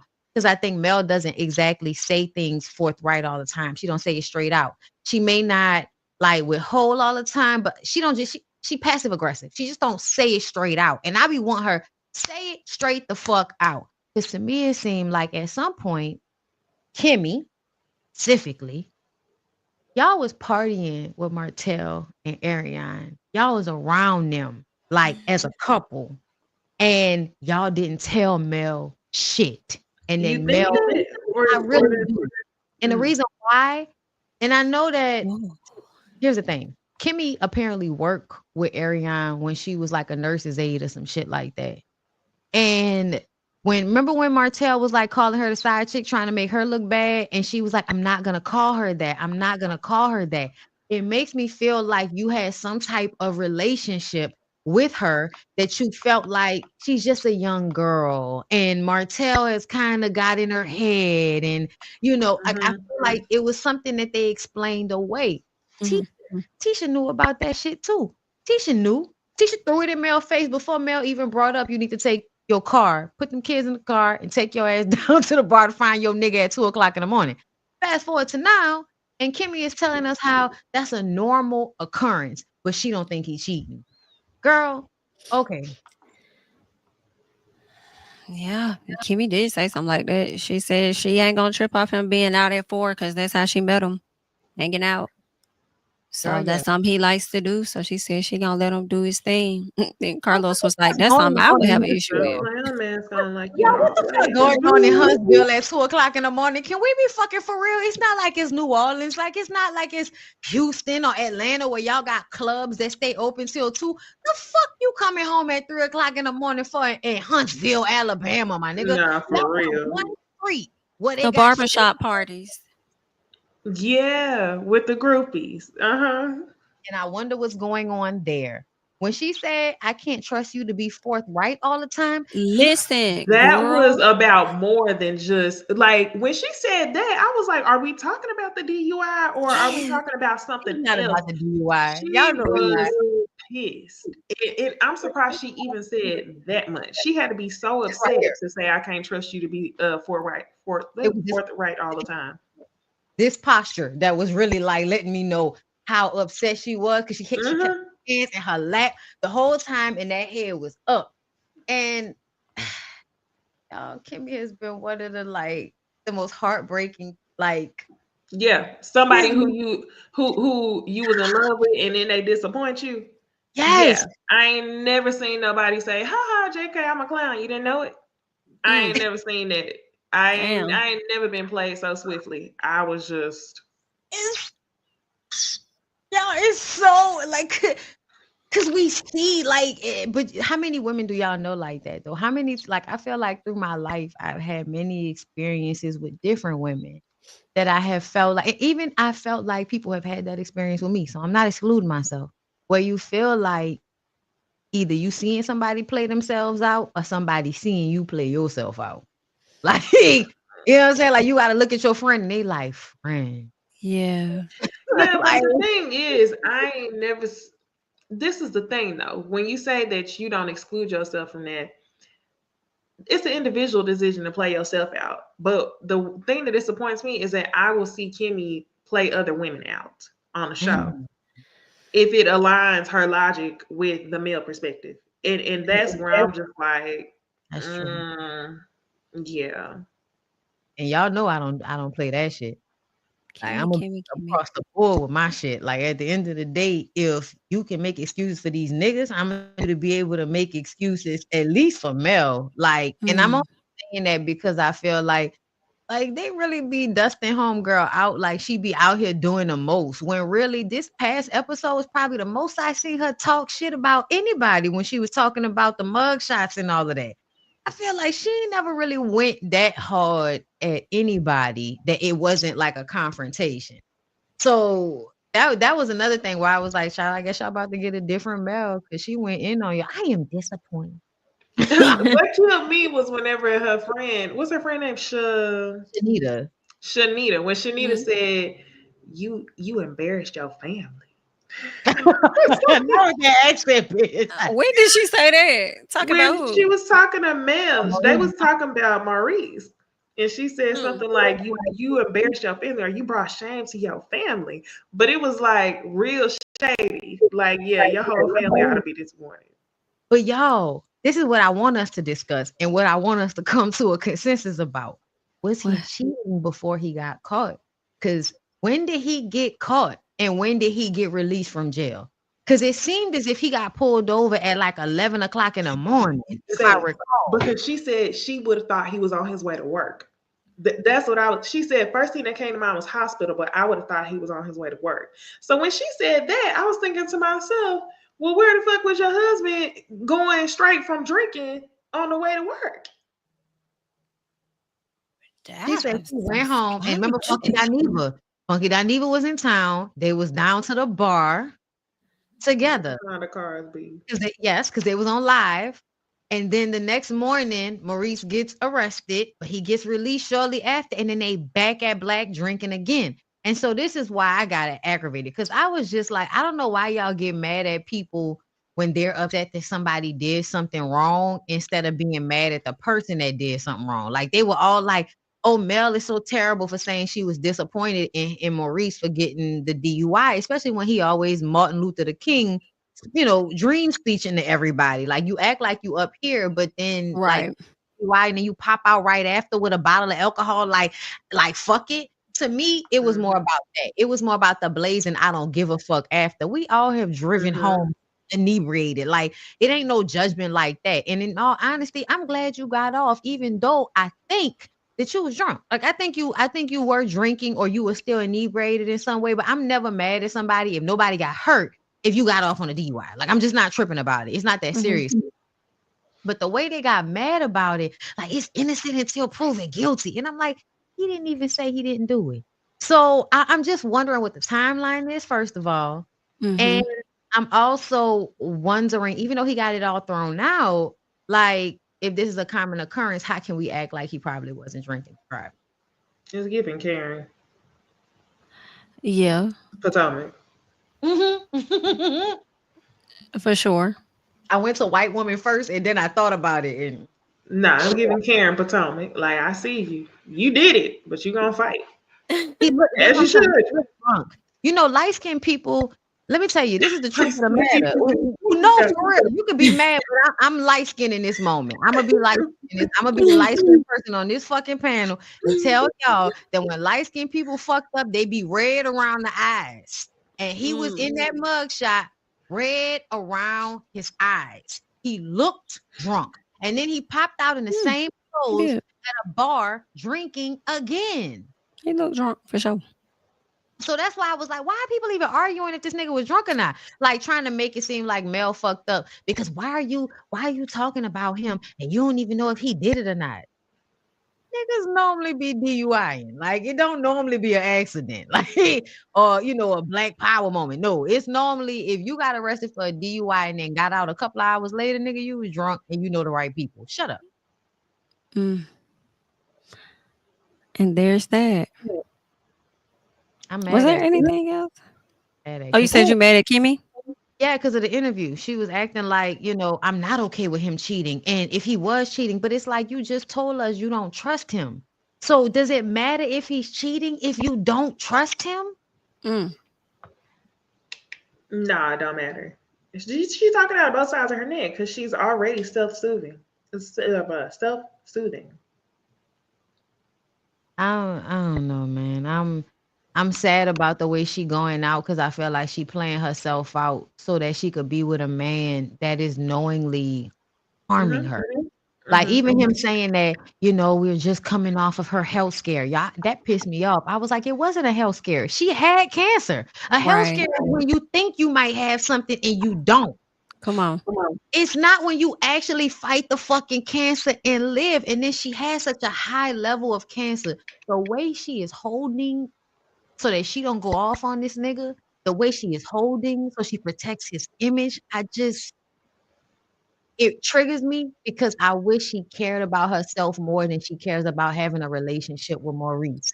Because I feel like if you get sick again, I don't know if you're gonna recover, and I'm gonna feel like it was his fault because why are you stressing this woman so terribly when your fucking ass should be at home or at least don't get arrested for no fucking DUI and let everybody know that your ass always outside and I'm just going to sleep without knowing where the fuck you are. Like when I tell you, like even in an open situation, that's not how that shit's supposed to go. If somebody not coming home, you supposed to know they not coming home, and you supposed Right. to fuck they at. So the fact that she had to get up out of her bed and go look for you, that lady 50 something years old recovering from fucking cancer, she should never have to do that. And you sit in front of her like a teenage boy talking about, I don't know if you can help me.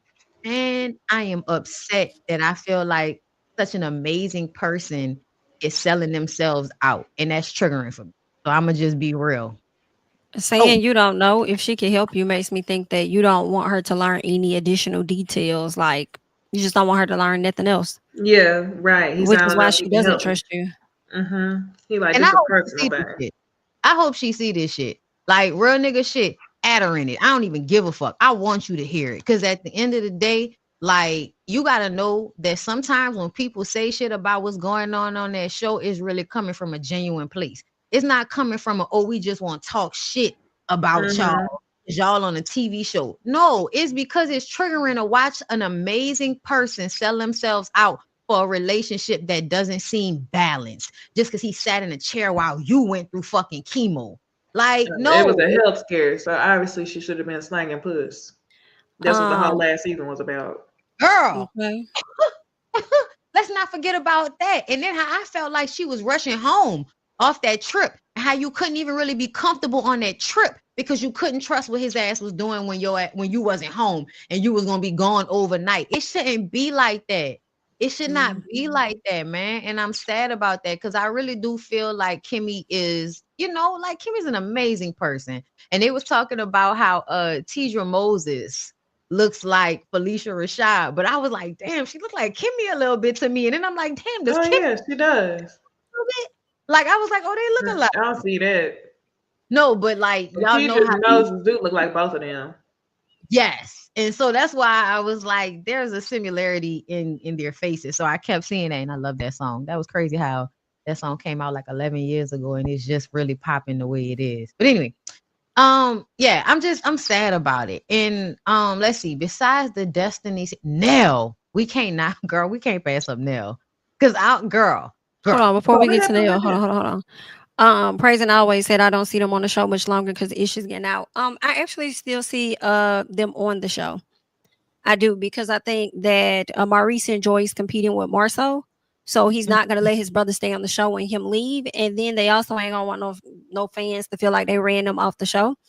And yeah, they get their piece of money. I don't see them leaving at all. What you supposed to say, Bondy, about Neil and Mel? Nell. Okay, so Nell pissed me off, right? Mhm. Because I feel like this is another time when people are using what Martell says against Mel, like, oh, it's true. Like, because Nell says maybe she's used to do girls. Bitch, you screamed in that lady's face for more than 15 minutes about a name card. And she kept her temperament with you the whole time. Well, I would have cursed your fucking ass out. I would have been like, if you don't take your drunk old ass in that fucking room and leave me alone about this goddamn name card, bitch, there's a whole room. You got a room better than half the holes in this house. What do you want from me? Like, I would have been there with it. But Mel was like, Miss Nell, let's go to the side. Let's talk. Okay, do you want another room? Are you comfortable? Do you need some? That was Mel. So when people say Mel needs a do girl, I'm like, don't fucking do that. Don't use No, shit. just don't be fake. That's Like, the thing. because And I knew checked you and you let it rock. that's what I was about to say. I knew in that scene in the kitchen when Mel had to really correct her and say, "Echo," I felt like people were gonna take it and run with it, like, "Oh, look at Mel trying to teach people how she should be discussed." You know, they would try to make it seem like Mel wouldn't allow anybody to have an opinion, but I think that it was her way of saying this goes against what I know from you. You know this not to be true, so why would you speak on that? And she had case in point every single time, and I wasn't even mad at it. Like, I really be wanting to be mad at Mel and not argue on her behalf. Like every time. Like, if you can show me another way, I will see it, y'all. Cause I hate people saying that I'm just going along with somebody because I like them. That's not my way, y'all. I'm really not. Like I would try to find a way to disagree with you. That's why I always say I don't like when she don't be 100% upfront. Like when they was at the table, say what the fuck the problem is. Stop getting quiet and not saying nothing. I say when I don't like some shit. But at the end of the day, bruh, like the way Nell was this lady's friend, and you want to call yourself a mentor. In real life, you wanted to call yourself a mentor because you're older. You wanted the respect of an older woman. But when they hold you to that standard and ask you to act like an older woman, you get mad and start being like, no, because my age, how y'all know I'm older? Ma'am, at the end of the day, you a grown-ass woman. Why are you mad about a name card? Why you still, and then you talking about, I feel like I should have had Sunny Room. Girl, what? It's a trip that you didn't pay for and you got paid to be there. And you still had your own room with no roommate. Why are you still you had your own bathroom and your own room with no roommate and you complaining, but she a do girl if she check you about you putting her and Martell in the same boat like she not being abused by him? Nah, man, fuck out of here. I'm gonna say two things. One, you mentioned something, Bondy, about Neil taking Martell's word. I'm like, that ain't the first time she did this shit. I've been called Neil a lot when they was her and Mel was sitting down by that waterfall after she had met with Martell. Then she came back and told her some information like it was actual factual, and then Mel got emotional and started crying. She's always done this shit. She has always done that shit. He's fine. We all know Martell fine. I'm like, you would fuck that nigga if you had the opportunity. And that's why I be like, y'all gotta watch all these hoes because everybody would take the dick and just be quiet about the shit. Everybody. Melnika, anybody? That's why I'm like, I don't give a fuck what Destiny talking about. Bitch, I don't trust nothing nobody saying. Cause y'all be way too nice to a nigga that does fucked up shit to another woman and you a woman. So to me, if you going along with it, it's because you want the dick in some way. I don't care what y'all talking about. The other thing was, I think Mel had a point when she told Neil she could have easily said, I'm here to talk about myself pretty much and not discuss Mel in interviews and stuff. But I also feel like when it's an ensemble cast and it's not just about one person, just looking at like other reality shows, they always going to talk about each other in interviews. I think it's just more so about what you say or how you say. Like if you know you primarily talk to Martell, you get a lot of your information from him, then it would be him that probably would get on your nerves more than it's her. You know what I'm saying? But if it's also her honest experience that Mel gets on her nerves, that's just what it is. You know what I'm saying? No, and that's cool too. But don't pretend like you cool with a bitch in their face. And then as soon as you get around somebody who you know don't like her, now y'all like, oh yeah, Mel this, Mel that. And they all do that shit. The only reason that Tisha is friends with Destiny right now is because they don't like Mel together. Yep. Yeah, and that's another thing. Somebody said the cast not taking the DV thing, the conviction seriously, and it's annoying. And I'm like, that's another thing. They really not taking it seriously. It's almost like everybody want Mel to just kind of ignore the things that he's doing. But I'm like, he keeps taking her to court over her kids. And he the one that can't afford them. Like, he can't afford all them kids. You the one with an extra nigga. You got 5 kids. I have 4. Like, I just feel like at this point, it's just kind of weird to me how everybody act like they can't see this. But then again, no, they don't want to upset Martell. And I think Mel is just like, put on camera or speak on what you tell me. They probably they spare his feelings, and it's at the cost of her looking crazy. Well, we know she don't look crazy, but it's like they try to make her look crazy or gaslight her. So it's like, no, let's be consistent. I feel like there's things that Nell probably has discussed with Mel but she don't want to keep that same energy because everybody's scared, like you were saying, Bondy, about Martell, because they know that he's the ticking time bomb out of the two of them. And that's between exactly Mel what and I Martell. was like. They He know he gonna gonna blow spray up. That's why they ain't saying Yeah. anything. Bro, and I Yeah. tell y'all, I can't wait for that scene when Martell sprayed Marceau and Tisha. Talking about she fucked my homeboy. Yeah. Please spray it, cause I'm tired. And everybody be like, I heard Kimmy say in a preview, oh, it's her lot in life to prove that everybody else is cheating. And I'm like, because y'all been getting a check off of her getting cheated on for too long. When y'all are getting cheated on too, and y'all just do everything y'all can to keep it a secret. And I would respect that if you wasn't on a reality show. I would respect that if you wasn't on if you in real life, you don't want nobody to know what's going on because it's embarrassing for you. I ain't never mad at somebody, but you can't get a check off a reality show and be mad when somebody is like, nah, bitch, yo nigga cheating too. Let's talk about it. Like, come on, bro. Because when you think about it, I feel like Trisha, and even though she get on my nerves, I think she a liar. They about came on and they gave more in these past this past season than some folks have all the time they've been on this damn show. I just But want her to stop he lying. gonna stick with his core 6. Yep. Carlos. And they gonna find somebody else like Trisha and them, if not Trisha and them, to bring in their storyline to carry it where everybody else doesn't have to tell what's going on with them. Okay, question.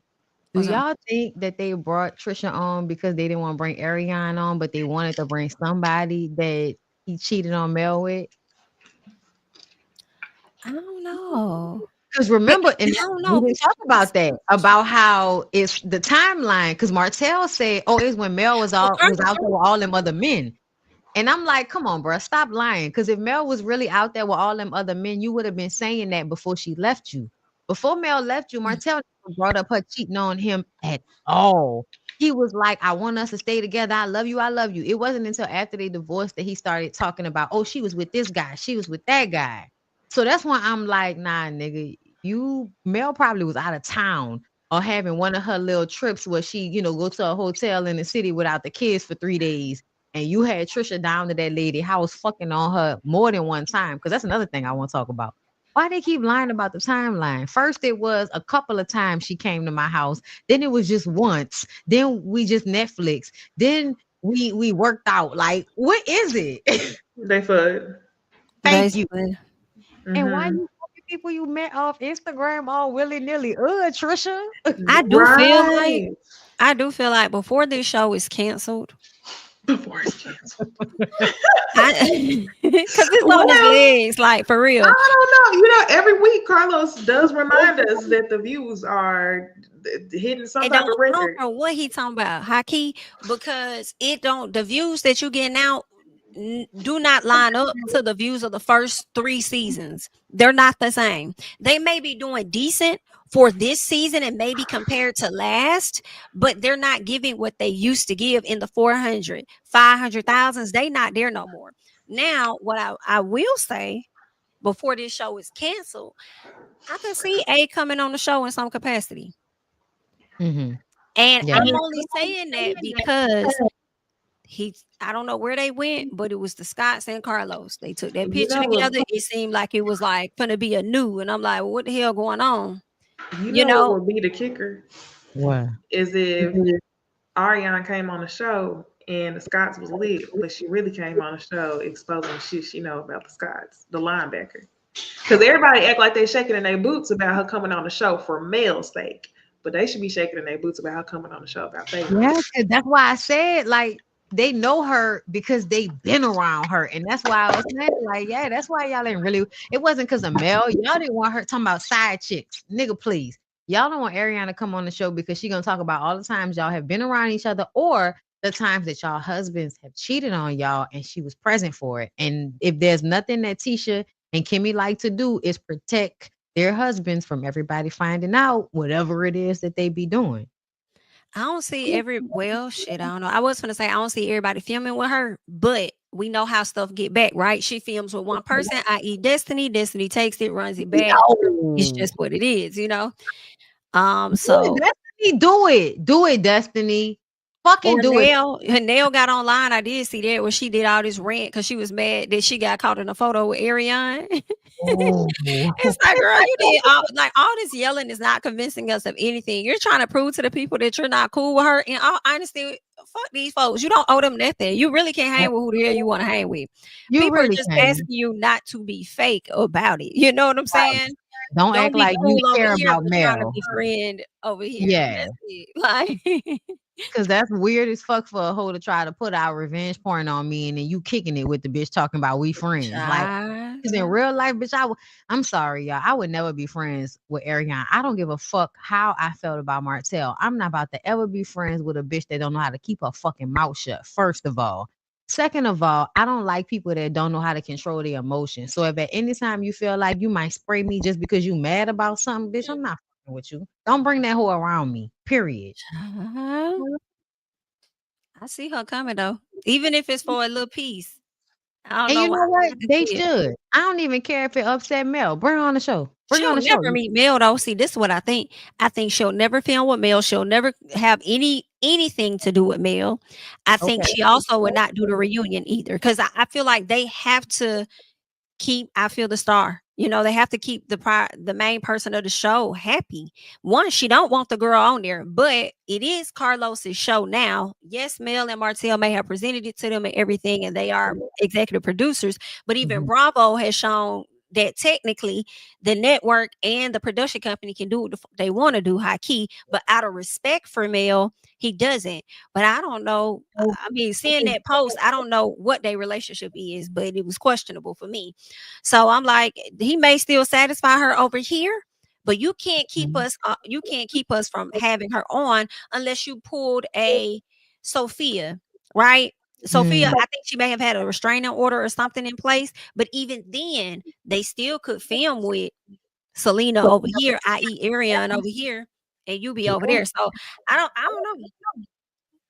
I But that's feel like what Martell was telling Tasha K in that interview. He kept telling Carlos to bring her on, like show my real life. Like you ain't even capturing it. Bring her on. but he only want to do I that just to piss Mel off because in all honesty, if he really cared about Ariane, he'd have married her already. And he has not married her because she doesn't fit the mold of what he would want for a wife. That's why he want her on the show. To piss, like you said, Mel off because I feel like Mel I don't know, but I really feel like Martell may have said at some point, he may not. I could be putting words in his mouth, forgive me, but I feel like he could have said at some point that he made Mel or something, and you know how it gives, make another one, bitch. So for him, he probably like, all right, bet, bring her on the show and see how I flip this. Now that would be comical because I don't think it's gonna flip how you think it's gonna I flip. don't. I don't think she's interested. But I think she's trifling. try. I think it's gonna make her look worse than she already looks via social media. Like, bitch, why your baby crying like that? Why she's gonna look like one of those torn down, those torn down young women that have like linked themselves to a man to their own detriment. So yeah, you know what I'm saying? Your ponytail might move, but you still look tired under your eyes, bitch. Like, you know what I'm saying? Like you might be thin, but you also might have to go back to the doctor's office and you ain't getting that nigga insurance because you got a fibroid or some shit like that. Because you just never know. Either way, But nobody like perfect, bitch. Ain't nobody like perfect. Shit always wrong. Okay. Listen, all I'm saying is bring her on the show. Bring her. Yeah, she ain't got a dinner. That's the thing. People don't realize it's a certain quality that you have to have, and it can't just be on paper. You got to have that aura to be that girl to execute. And she's not based on Instagram Live. Like you couldn't Right. monetize your situation. First of all, if I was you, bitch, when I tell you I'd have monetized the fuck out that situation, I'd have been reviewing I'm not about to keep arguing with y'all every time the show over, bitch. We on live. Let's talk. I'm gonna tell y'all where Martell was. It has to be a reason why she doesn't do that, though. It has to be. Because she wants him and he don't want her to talk. So that's the reason why whenever she feel like she wants to, she get a phone call or a text message and she pull back. I bet you any money is because she wants him. And once again, it's because you value that nigga over yourself. Because if you value yourself over that nigga, you'd have capitalized off this situation, threw that nigga to the dust and got somebody your own fucking age. But do your thing. Well, Let's do this real quick. Thank you for the super sticker, chocolate. Thank you for the super chat, Even Nicole, just showing love. Happy Thanksgiving. Happy Thanksgiving. Thank you for the super chat, California Cutie. Ladies, y'all on fire tonight. Enjoy y'all holiday with the family and friends. Yes. Thank you so much for the super chat. Child, that's crazy. Anything else on love and marriage? Mm-mm. Yeah, I think we Right. covered it all. Say what? I said I think we covered it all. Okay. From Cool. season 1 to now. Let's get into Potomac real quick. It's not much that happened on the show. I just want to get into PJ. I mean, not PJ, but TJ. PJ, that is getting a little more sweet. He was rude as hell at that damn table though, acting like a kid because she wasn't talking to him. Ashley Darby was pissing me off, y'all. I have really been trying to like Ashley, but Ashley get on my nerves. It's so hard. I've been trying, I promise.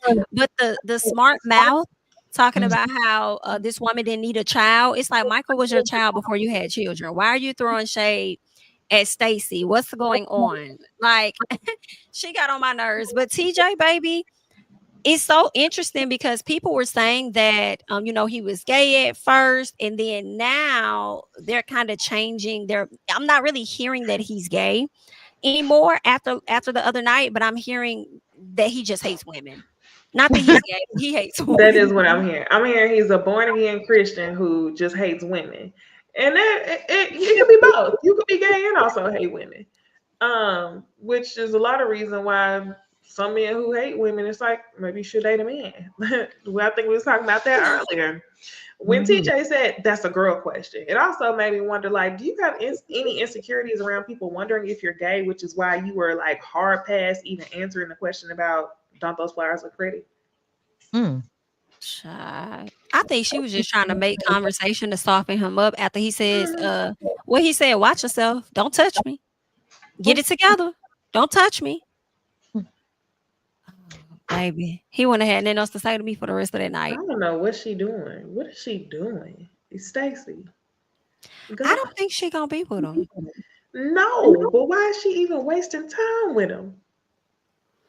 To not think about that divorce she getting that she really don't want. He's a space filler. Well, that's all I have for Potomac. Did y'all have anything y'all care to talk about? No, with a W at the end.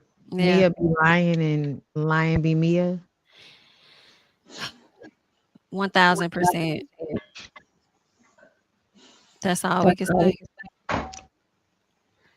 But what we can talk about is Married to Medicine. Let's get into it. All right.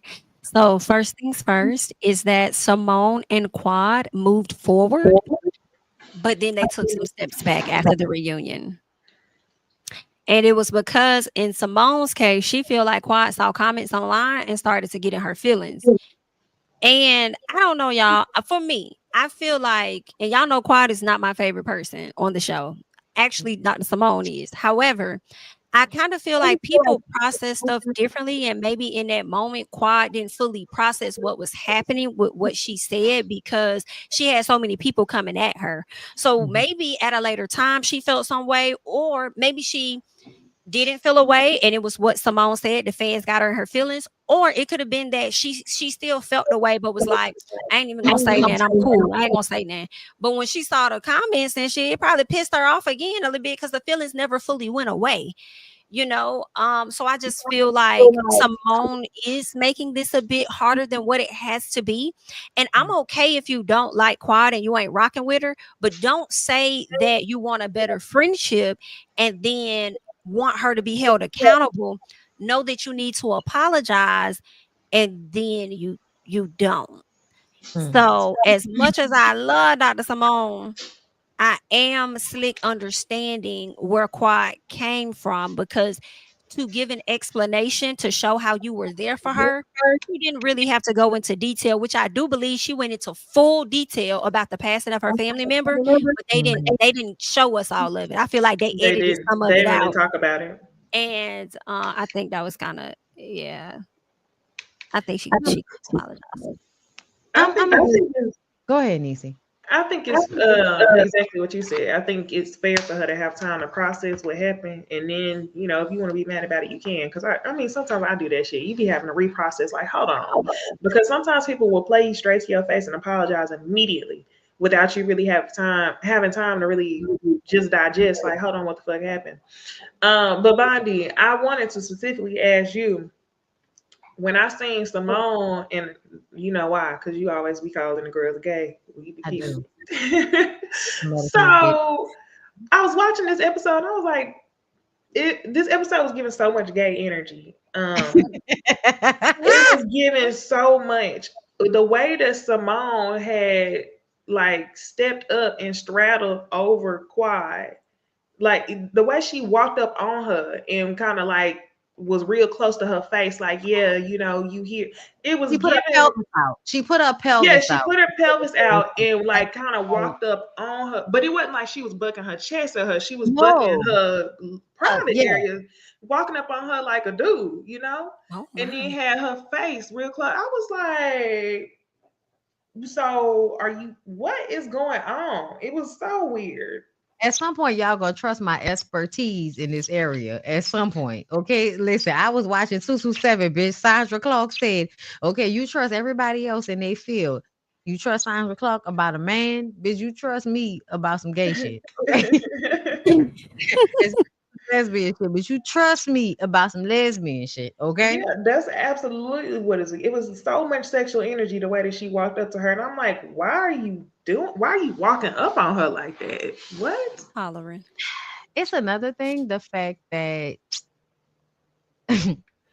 so like if your husband know you won't fuck a bitch, right? If your husband know you won't fuck somebody, they might be like, babe, it's okay. Like, fuck her. You know what I'm saying? Or like they may have the energy, babe, it's okay. You could be friends with her. Like the way Cecil invited Quad didn't tell Simone because he wanted them to kind of have a moment like they did. It also makes me wonder if the conversation they've had in, behind the scenes let him know that she feels more about this than she's letting on and it's coming from another place. Like, I need you to be okay with Quiet because it's really bothering you more than you want to admit. Mm-hmm. And, you know what I'm saying? And that might be on some level because, like, I'm sorry, but a lot of older women don't know what to do with the feelings they may have when they have them, if that's the feelings that they have. If that's not their generation, they don't know what the fuck to do with feelings like that. But on top of that, I'm going to say I also feel like just on a simplistic level, I don't like the way from the beginning everybody decided that Quiet was some young girl that they could son. And Simone specifically is somebody that I feel like befriends people, but will also like kind of have a superiority complex. And I think she did that with with Quad. And so, you want Quad to always be like bowing down and acting like she's some younger woman to you, and she doesn't do that. And so now you have an issue. And I think that's kind of like progressed over the years because wasn't Simone Quad's doctor too at some point?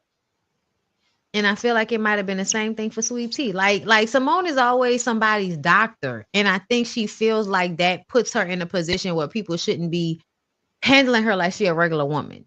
You know what I mean? I think a lot of doctors have that mentality. In all honesty, that's how I be feeling about Doctor Heavenly Husband, Doctor Zane. You think because you're a fucking doctor and you've been able to hide your wholeness, like then all of a sudden we supposed to be handling you like you not the average word. Like, girl, listen, whenever y'all ready to get into that part. But I'll just say when it comes to Quad and Simone, I could understand like there's a level of I'm attracted to women, but I know that's not what I'm supposed to do. So I can have an amount of an aggression or an imbalance in my relationships with them where I am mad at them in a way that seems like, why are you this mad about somebody? Like you're not fucking like why are you like this about it? And I can see that with Simone and Jackie in heaven. Go ahead, y'all. Okay. Let's talk about Dr. Heavily and Sweet Tea. Child, the short answer is that Dr. Heavily does not, in my opinion, respect her. She's young. The same energy that gave the quad with little girl, she's gonna now put that off on Sweet Tea. I feel like Heavenly could potentially be tired of beefing with these ladies, and now she got this new meat, and she rather beef with Sweet Tea, even though Contessa gonna bring it to her every time. She Listen. rather go over there to Sweet Tea. And I'm here for anything Sweet Tea want to dish back at Heavenly, because Heavenly ass be doing too much. For you to sit up there and try and label that lady husband as, did she say a PDF file or something like that? She did at some point, yeah. Yeah, like you was out of line. But if somebody do that to you, you pressed about it. Like, let somebody do daddy any kind of way. I just don't think that's right. So I do kind of slick hope that Sweetie give Heavenly what she looking for just a little bit. Absolutely, especially when she hit it with that "don't know bitch need to be talking to my man." When I'm just like, somebody. I don't promote violence, but if Sweet Tea lost her shit like Porsha did Kenya on that stage and was at her last, I mean, I get it. I honestly, girl, I agree. I'm tired of Heavenly feeling like she can go above and beyond on people, and when they respond to her, it's like, you talk about that, I'm gonna talk about your man. Bitch, you talked about that lady first, and you really took it below the belt first. Talking about how she can't have kids and all of that. Yeah, we all agreed that Sweet Tea was being basically a dumb country bumpkin coming on this show waving her pussy in the air like it was gonna be better than quads. And you don't even know that man like that. Like, you played yourself out talking about, oh, I'm gonna have a baby for, bitch. You don't know if you could have a baby. So it's stupid for you to even lead with your coochie. You never lead with your coochie, bitch.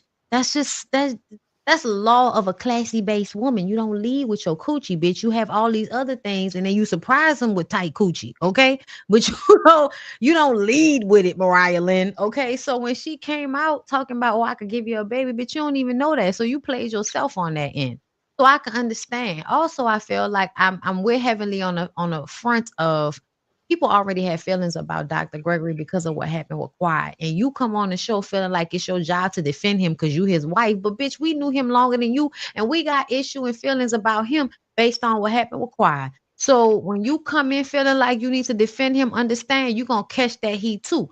So I get that. But I also feel like, bitch, you pretended to be cool with that girl because you thought that that was advantageous for you for this show. You was the first one posting Sweet Tea trying to piss Quiet off. And then you turn around and flip on her and try to embarrass her. So she bring up what she know about you. And now you mad acting like, it's not fair game. I'm sorry, Heavenly, but Dr. Damon is fair game. Not only are you on a reality show, but so is he. So if you could talk about Sweet Tea's ovaries, she can talk about the fact that your cute dog ass husband probably cheated on you at some point, which is why you act all weird and shit whenever he talks to any woman for longer than 5 seconds. Try. Thanks for the super chat, Yoli. I really think the Whitnick was cute. It kind of was. That's a cute idea. Yeah. I like it. I love the fact good that idea. they showed up in lowriders and had their cute little outfits on. I was mad at Heavenly for that wig because I was Me like, What the fuck? A bad The wig on wig? top of the wig. Only to take it off and not even only weird to for take it real. off. Like, you really could have wore like a cute little 24 piece. You could have had somebody do you a quick little cute, quick weave that would have hit the Insanity. 90s point, okay? But that's how you know she was lame back then. That's how you know her and Phaedra. That's why y'all don't have pictures from back then, because y'all was lame as fuck. And y'all wasn't with the culture during that time.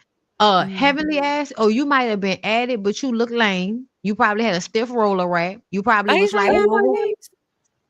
I ain't seen no pics, Phaedra, but no, I don't think so. Why she Oh, come through there damn. looking like a city girl though? no, she come through there looking like a city girl now. But see, in the fucking early 90s, she probably looked like a white girl. She probably had on leg warmers. Okay. She probably was trying to look like Lisa Turtle or some shit like that. Think about it. She is Lisa Turtle. Okay.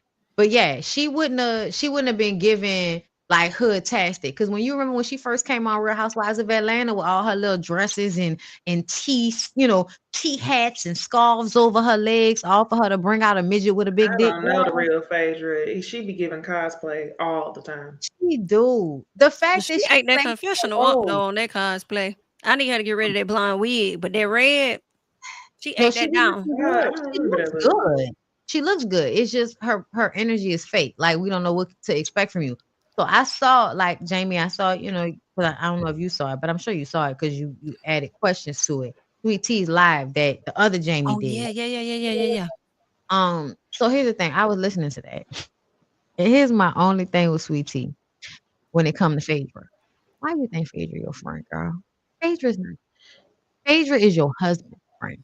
And I feel like at some point you are going to confide in that woman, and she is going to take whatever you confide in her back to your husband, and it's going to be an issue for you and not a good one.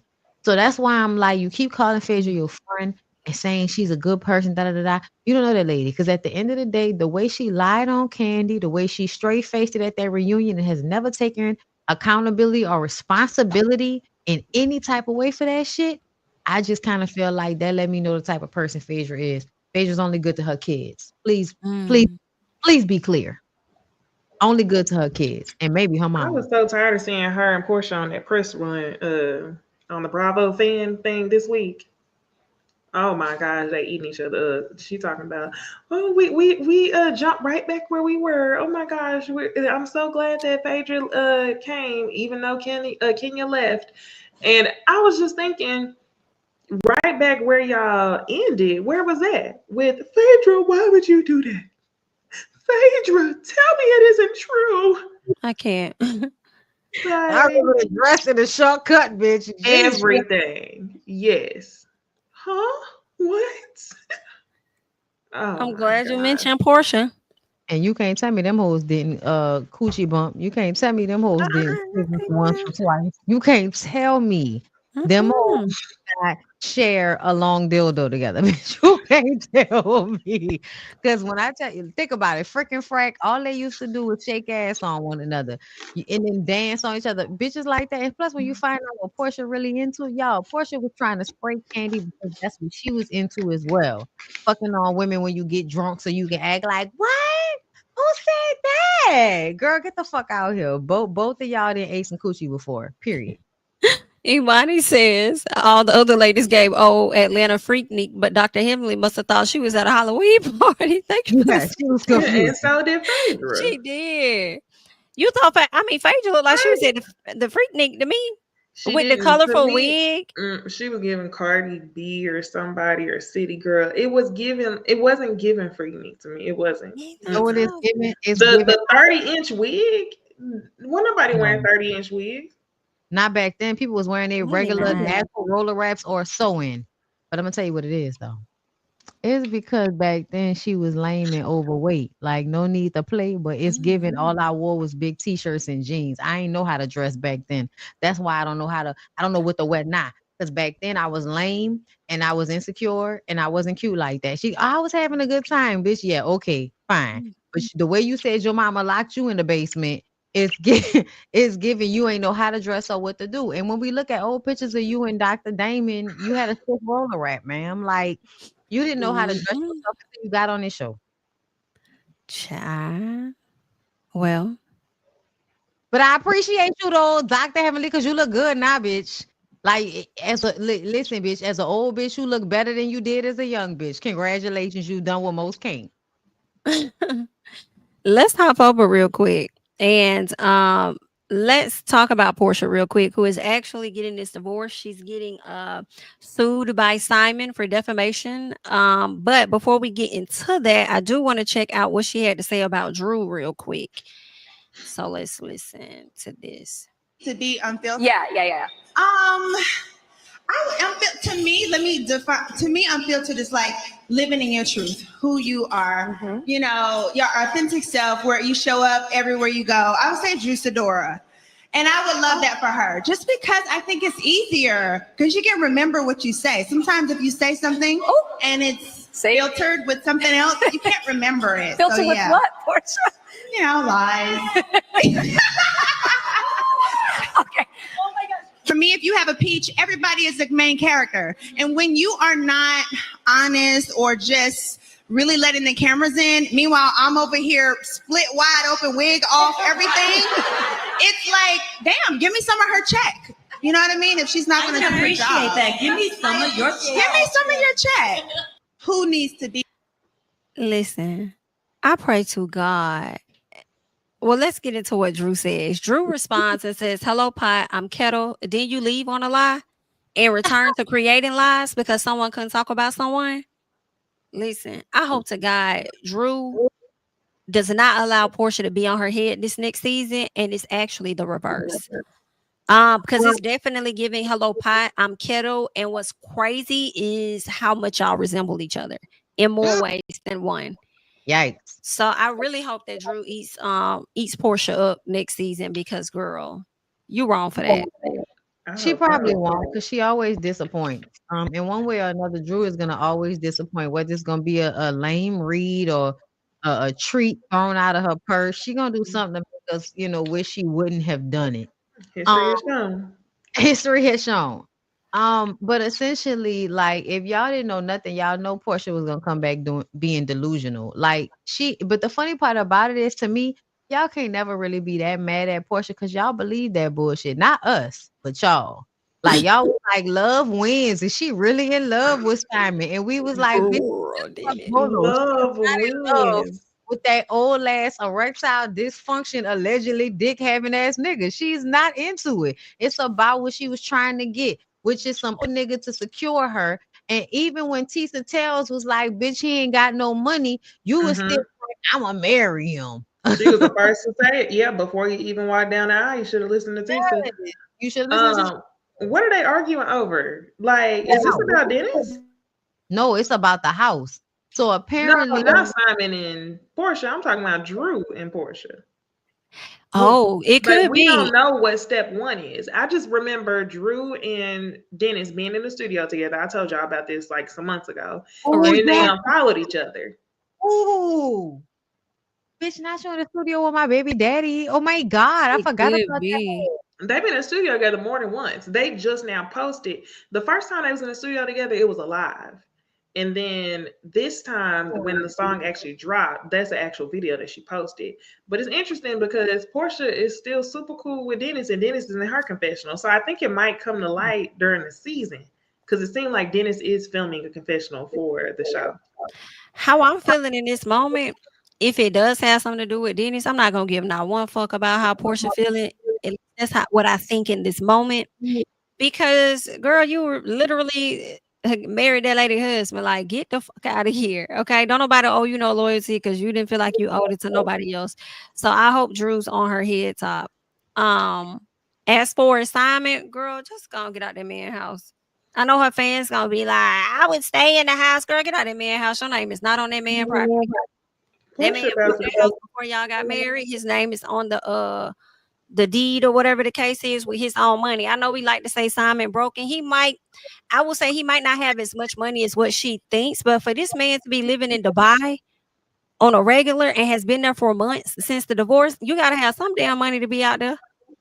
So I would think he got some type of coin, and he's still paying all the bills at that house, and he effed himself with that prenup.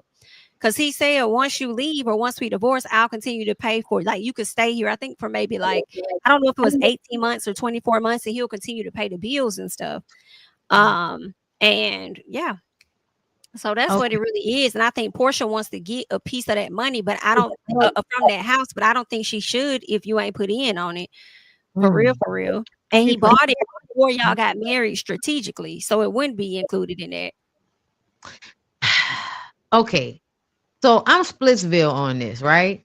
Because essentially, as a woman, because I can put myself in Dennis' shoes and I could be like, bitch, get out of my fucking house, bro. But I also could feel like you probably procured her using that home. Like, this can all be yours. And I kind of feel like when a woman marries a man and they live in a home, like essentially that's not just your home. If you got that home either for y'all, like in y'all relationship or in the marriage, right? And I know her name is not on it, but I also feel like that's what a lot of stupid ass bitches do. You move into a house with a man and think because y'all are married, you're entitled to it. When really his name is the only one on the deed. So I feel like Porsha is just an idiot. And the marriage makes you entitled to it, though. That's what I think. That is how it goes. Yeah. Her name don't have to be on the lead. Her name doesn't have to be real estate expert here. Real estate expert. Come on, her name don't have to be on the deed. They're married, so it That's doesn't what matter. I thought. And that's exactly what I thought. That's why I was like, but they married. So if she wants to film in the house, I also feel like, nigga, you barely a U.S. citizen. Can you even come down here for real? Because they keep deporting you and you keep proving that you here illegally. So I also feel like, I don't know. Like, to me, I feel like if a younger woman marries an older man, you know why. It's because she wants to be taken care of. Stop acting like it's because you look good or because you fucked her real good for 5 minutes. Like, stop it. Like, please give it a fucking rest. Be fucking for real. If you want a young woman, if you want to move one young woman out the house so you can move another one in, then you need to be prepared for the fact that the next one is only with you because you got money too. Like, You knew that. so that's why I feel like all of this extra shit is really ridiculous. Like, let her film in the I'm house here and for go get the- you another one, scammer. I'm here for the chaos though, because Yeah. I'm telling y'all, Porsha is gonna get my fucking nerves this season. I seen another clip from her from the BravoCon thing, and you could tell that she about to be talking out of both sides of her neck when it comes don't to like the Kenya her. versus what's the other girl name? Brit. Oh. Yeah. Mhm. When it comes to Kenya versus Brit, because she tried to clean it up during this press run, she said something like, you know, I wish that I didn't have two different opinions. She said she had one opinion when it happened, and then a different opinion in the confessional. So, and then she started talking about how much she loved Brit. Da da da da. Ooh, I hope everything is revealed this season. I hope that what we saw on the heels of you leaving Atlanta and what we saw on Portia's Family Mess is what is exposed to us when you actually return to Real Housewives of Atlanta. Because yeah. I don't see him winning this lawsuit because I don't think that she actually said he had ED. She just put it up there, but she could have been talking about anything. So I don't see him winning that, but he might end up winning some with that house though. That's why I think he don't want her to film in it, because aside from him letting her live there, I guess she can't. She's not really showing like any, like, I guess, real rights aside from, oh, that's my wife. But let's be honest, we've seen plenty of women that have went on to marry men that got a lot of money and they ain't get shit out the deal. So she still may not get that house, even though I was just about to say the Darbies, if anyone wants to be specific. The sadness of it all. Because honestly, I feel like that's the trade-off to me. Like, and I'm being real with y'all. I don't give a fuck how nobody feel about it as far as double standards is concerned. You are an old nigga. You know you're not as attractive. You know your dick don't work as good. You want a young woman, then you need to be willing to pay, and you need to be willing to give them whatever it is that they feel like they need within reason. But if you got it, man, stop being a bitch. Like, you know she with you because she thought you had money. And I don't give a fuck about none. Oh, you're not I don't give a fuck about none of that. I don't give a fuck about. As long as she lived there, she is. I feel like you married her if she wants a house after all of it. Sir, please go. You in Dubai. Why you care? Why you care? You're not even in this country. Really, you shouldn't even be in this country because your ass was scamming to get in this country. She's at least a U.S. citizen. So at the end of the day, to me, she probably more entitled to the land you are. She sound like a damn Trump supporter. She's a U.S. citizen. I'm You're an illegal alien. Get out of here. I'm not trying to sound like one, but at the end of the day, nigga, they said that you scammed and you lied to be here. Now, as long as you was flying below the radar, I didn't have anything to say about it. Oh, we're taking our good job, Simon. Listen, I don't know. He ain't taking no good job. No, I'm playing. I'm playing. You know I don't feel like that. Okay, anybody that say that shit, what job you got that a Mexican can take? Oh yeah, you working down to the hotel? Yeah, Maria took the dust out your hand. Shut the fuck up. Anyway, you standing outside the Home Depot. I ain't never seen a motherfucking black man or white man stand outside of a Home Depot or a Lowe's waiting for somebody to come pick them up before the Mexicans came over here. Shut up. Okay, let them people make their money. I'm sorry. Anyway, at the end of the day, I don't like Simon because I feel like the way he tried to spray her online, like that was really, to me, he started that shit. He started with the spraying her online. y'all can go back and forth with the legalities all y'all want to, but the way he tried to embarrass her online as if you're not some old ass, smelly, scammy ass nigga that's just lucky that stupid bitch even wanted to fuck with your nasty looking ass. Like, sir, please. You couldn't get nobody if you wasn't talking about you had money. You couldn't get her if you wasn't talking about you had money. A nigga like Bolo probably banged her the fuck out. Greasy as fuck. With barely any money in his account. Banged her the fuck out. Had a great time. Okay? So, like, to me, whatever. Fuck Simon. I don't like Simon, but I don't like her. I don't like either of them. But I also feel like they deserve each other. So They whatever ass definitely deserve each other. y'all both deserve it. She ain't shit. He ain't shit. But I'm damn sure not about to like villainize her to make him a victim when I feel like he definitely ain't shit. And I don't really like the way the Fallon shit went down either, because I feel like you kind of set her up to be with Jalen and then acted like she cheated on you. When really I felt like you were kind of pushing her to go and be with Jalen because you was already moving on to whoever the next one was. You ain't no loyal nigga or nothing like that. Like, cut it out. I feel how I always felt, what I've been saying. Get your ass up out that man house, number one. Number two, I see them both as Mia and Gordon in a sense. Only difference is Gordon ain't got no coin right now. And if Gordon had a house, I'd be telling Mia get her ass up out that man house too, because he also went down to the internet first trying to tell the tea on her ass. But you see, Simon would never though. Simon would never. Not be in the same scene with a nigga. Simon would fucking I don't know. Not like that. Maybe nigga you fucked before me. Yes, Dennis. Dennis daddy and Dennis in the same scene. Okay. But I'm not about to be in the same scene with the young nigga you fucking after me. I really don't. I'm screaming. For that shit. But you know what's crazy? I wonder if he gonna try to come after Dennis ass. Dennis be all up in that nigga house. I don't know if, because remember now, Simon also accused her of messing around with somebody. And he made it seem like he had more than one name. Now, I don't know if Dennis is in there or not, but I don't know. I ain't gonna lie, trying to y'all. come after people. It's making me like No, Dennis he even get more. though. It's making me like Dennis more. Because I know Dennis a fuck nigga, but it's like, nigga, I'm about to be on my baby mama side before I'm on your side. Like, because a lot of niggas is lames. Like, a lot of niggas will run up to a nigga like, nah, it's cool, son. I understand. Like, you know, we men. A nigga gonna do what a nigga gonna do. They'll run to be friends with a man that didn't took their bitch before they show the woman respect.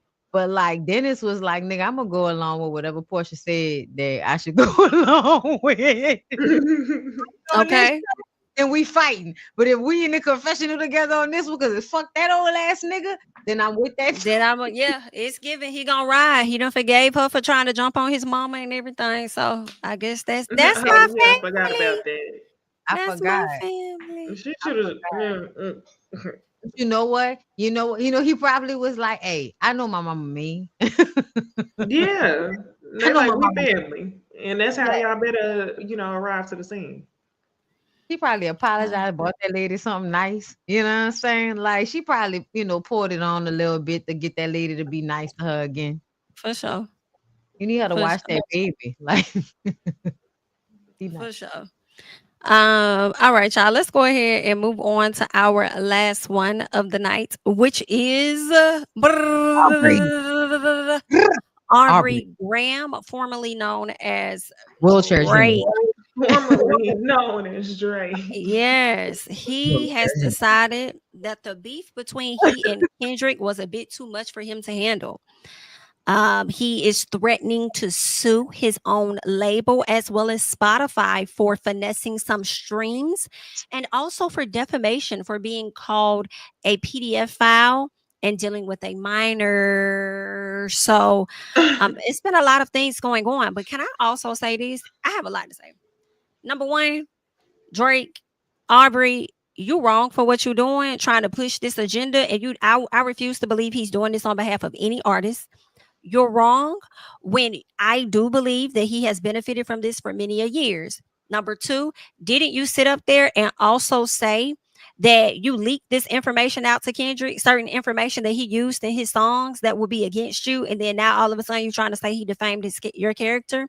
Didn't you also accuse this man of allegedly abusing his wife and then also saying that his child did not belong to him or his kids or whatever? Like, I feel like you started this.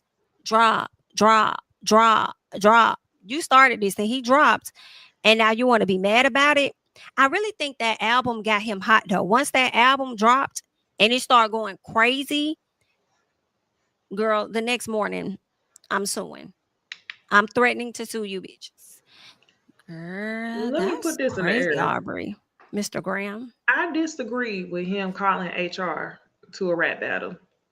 I'm like, yes, I disagree with that. Mhm. But Mhm. I feel like the music industry is so multi-layered and it always be some, wrong stuff going on that Mhm. it makes me wonder if the record labels could have benefit in what he's saying, like benefit in pushing Kendrick in order to get Drake out. Like, is there something going on legally or something with the contracts or something with the relationship that some of the record labels may have with Drake to where they need to like publicly defeat him? I don't know. It just makes me wonder. The music industry is so cynical.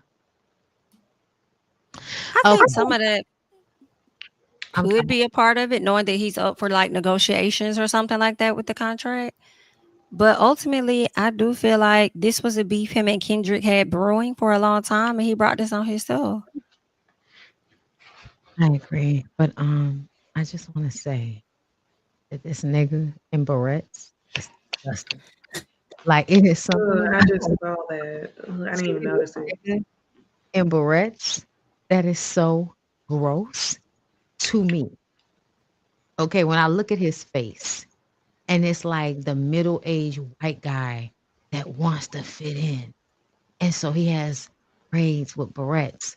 When even the niggas don't have braids with barrettes. Like, even the regular dark-skinned black men don't have braids with His one good friend do.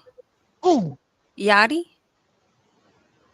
Oh yeah, Yachty do. He been wearing he wear the beads. Yachty wear yeah. the beads. Yeah, he wear beads, but he's Oh, also a weirdo. That doesn't count. He wears like black nail polish. That nigga's a weirdo. Like, he's fine. He can do whatever, it's fine. He's weird. But like, I mean, outside of that, like no reputable like black male art. I've never seen Lil Baby with any barrettes. I haven't seen Snoop with barrettes since the 90s. Okay, it was cool when he did it, but also that's because that's like the culture in his style. Do the biracial girls in Toronto wear the barrettes with the braids and stuff? Like, it's just at the end of the day, you look like a white man. You look like a white man doing it. It doesn't matter. You look like a white man doing it, and it looks whack and it looks lame, and I'm disgusted. Especially because the questions about whether you like young kids, it makes it seem as if you are trying to make yourself physically appealing to a younger crowd so that you will then easily be able to, fuck on teenagers. It's weird. I don't like any of it. I don't like any of it. And I wish he would act like a grown ass man for once.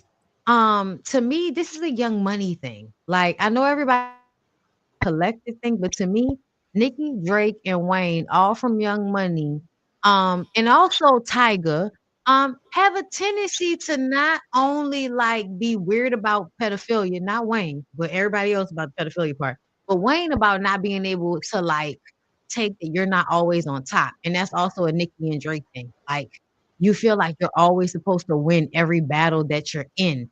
And so when you lose a battle, you don't just bow out gracefully like you expect the other person to do. You make a fuss about it. Because to me, it like reminds me about Lil Wayne spazzing out about the Super Bowl thing. Who the fuck told you you was gonna get the Super Bowl in order for you to even be mad about it?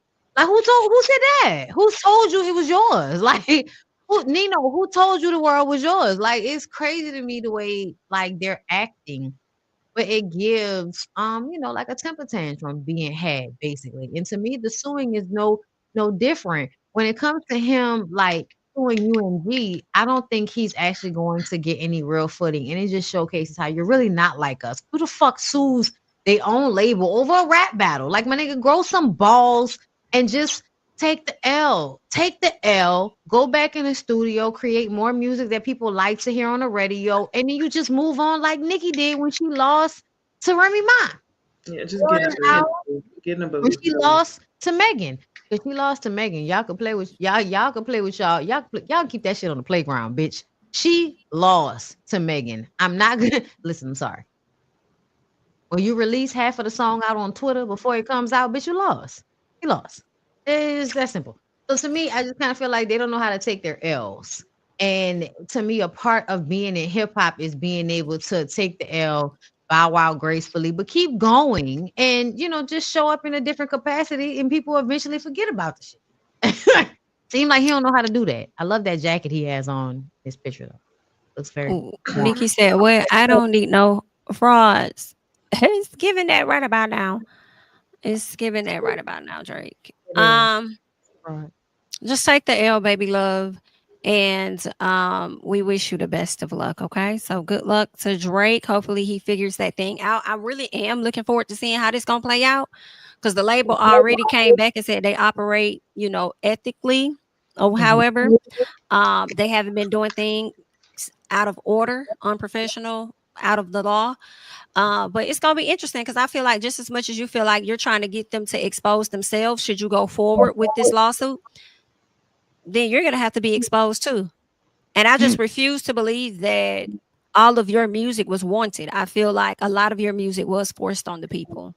Especially when you start changing up your voice and mimicking other cultures and stuff.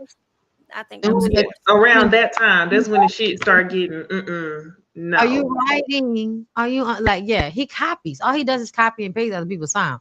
So the fact, and then also, didn't you lie? Like, do you have any proof that Kendrick Lamar put hands on his baby mama, on his fiance? Do you have any proof that Dave East is not the father? I mean, is the father to Kendrick's kids? Like, come on, bro. Like, you did the same thing. What are you talking about? What are you talking about? That's crazy. Real crazy. And I will say this. I want Nikki to sit back and say absolutely nothing because she often comes to the front for them. She does. And they don't come to the front for her. Yeah. They never do.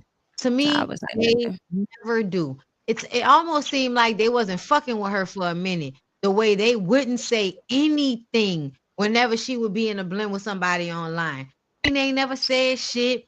You know what I'm saying? Drake ain't never said shit. See, honestly, I thought her and Drake wasn't even cool. I thought Wayne and Drake wasn't. They wasn't though. Her and Drake wasn't cool. They talked about it. Okay, I wasn't sure. All right. It's been a long history of bitch assness, but I just feel like at the end of the day, the reason why he's so mad about losing to Kendrick is because Kendrick won when it came to numbers. And I'm also actually won, right? Yeah, I want to say this because I'm tired of y'all. I've seen this consistently online. Y'all acting like nobody wasn't on Kendrick before the beef happened. Yeah, that is insane. Stop being delusional. How was he in the top 3 of the GOATs if nobody was supporting him? Come on, guys. You mean the big population of white suburban kids that listen to Drake probably wasn't on to Kendrick? Is that what you're saying? That makes sense. That's what they're saying. But to be clear, let's not forget at one point, Bondy Blue's theme song was the instrumental to Bitch Don't Kill My Vibe. Like, what are you talking about?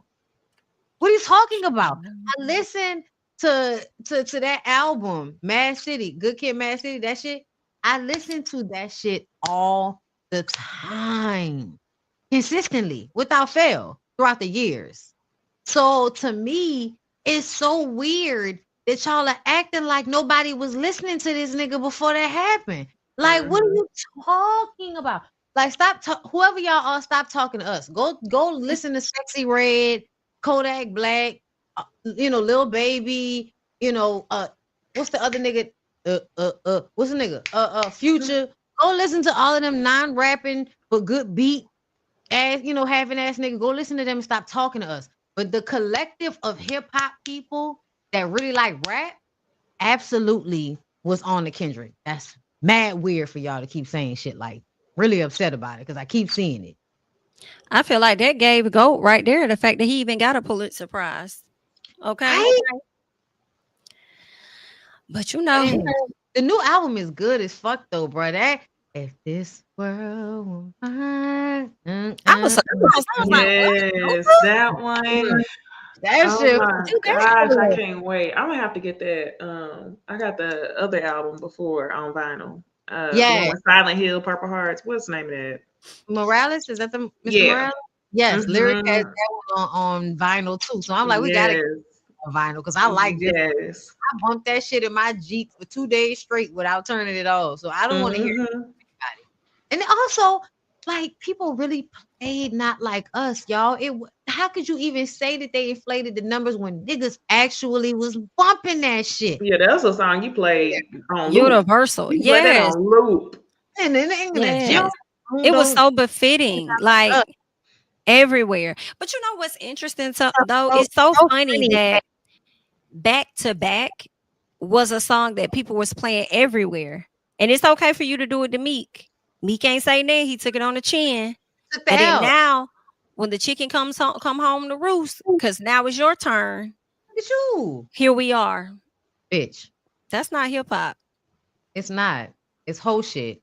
And that's why gatekeeping is important. That's why it's important not to let everybody to the cookout. And it's also why it's important to recognize that every biracial person, not black, because y'all not gonna play on Tia Top and y'all not gonna play on Holly Berry Top. But this nigga is completely biracial.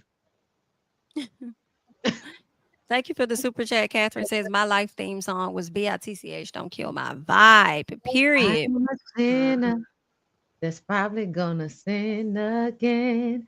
Lord, forgive me. Poetic justice. Every That was a good minute, one. every second, so that she could get it. Bitch, put your hands up high. Hands up high. What? Come on. Yeah, they playing. I'm gonna listen to that. Come on. Come on. Yes. Thank you, Nisha, for the super sticker, and Yoli for the super sticker. Anything else on Aubrey Graham, formerly known as Drake? I hope that man in therapy. About being wheelchair Jimmy though, that shit was funny. Say what?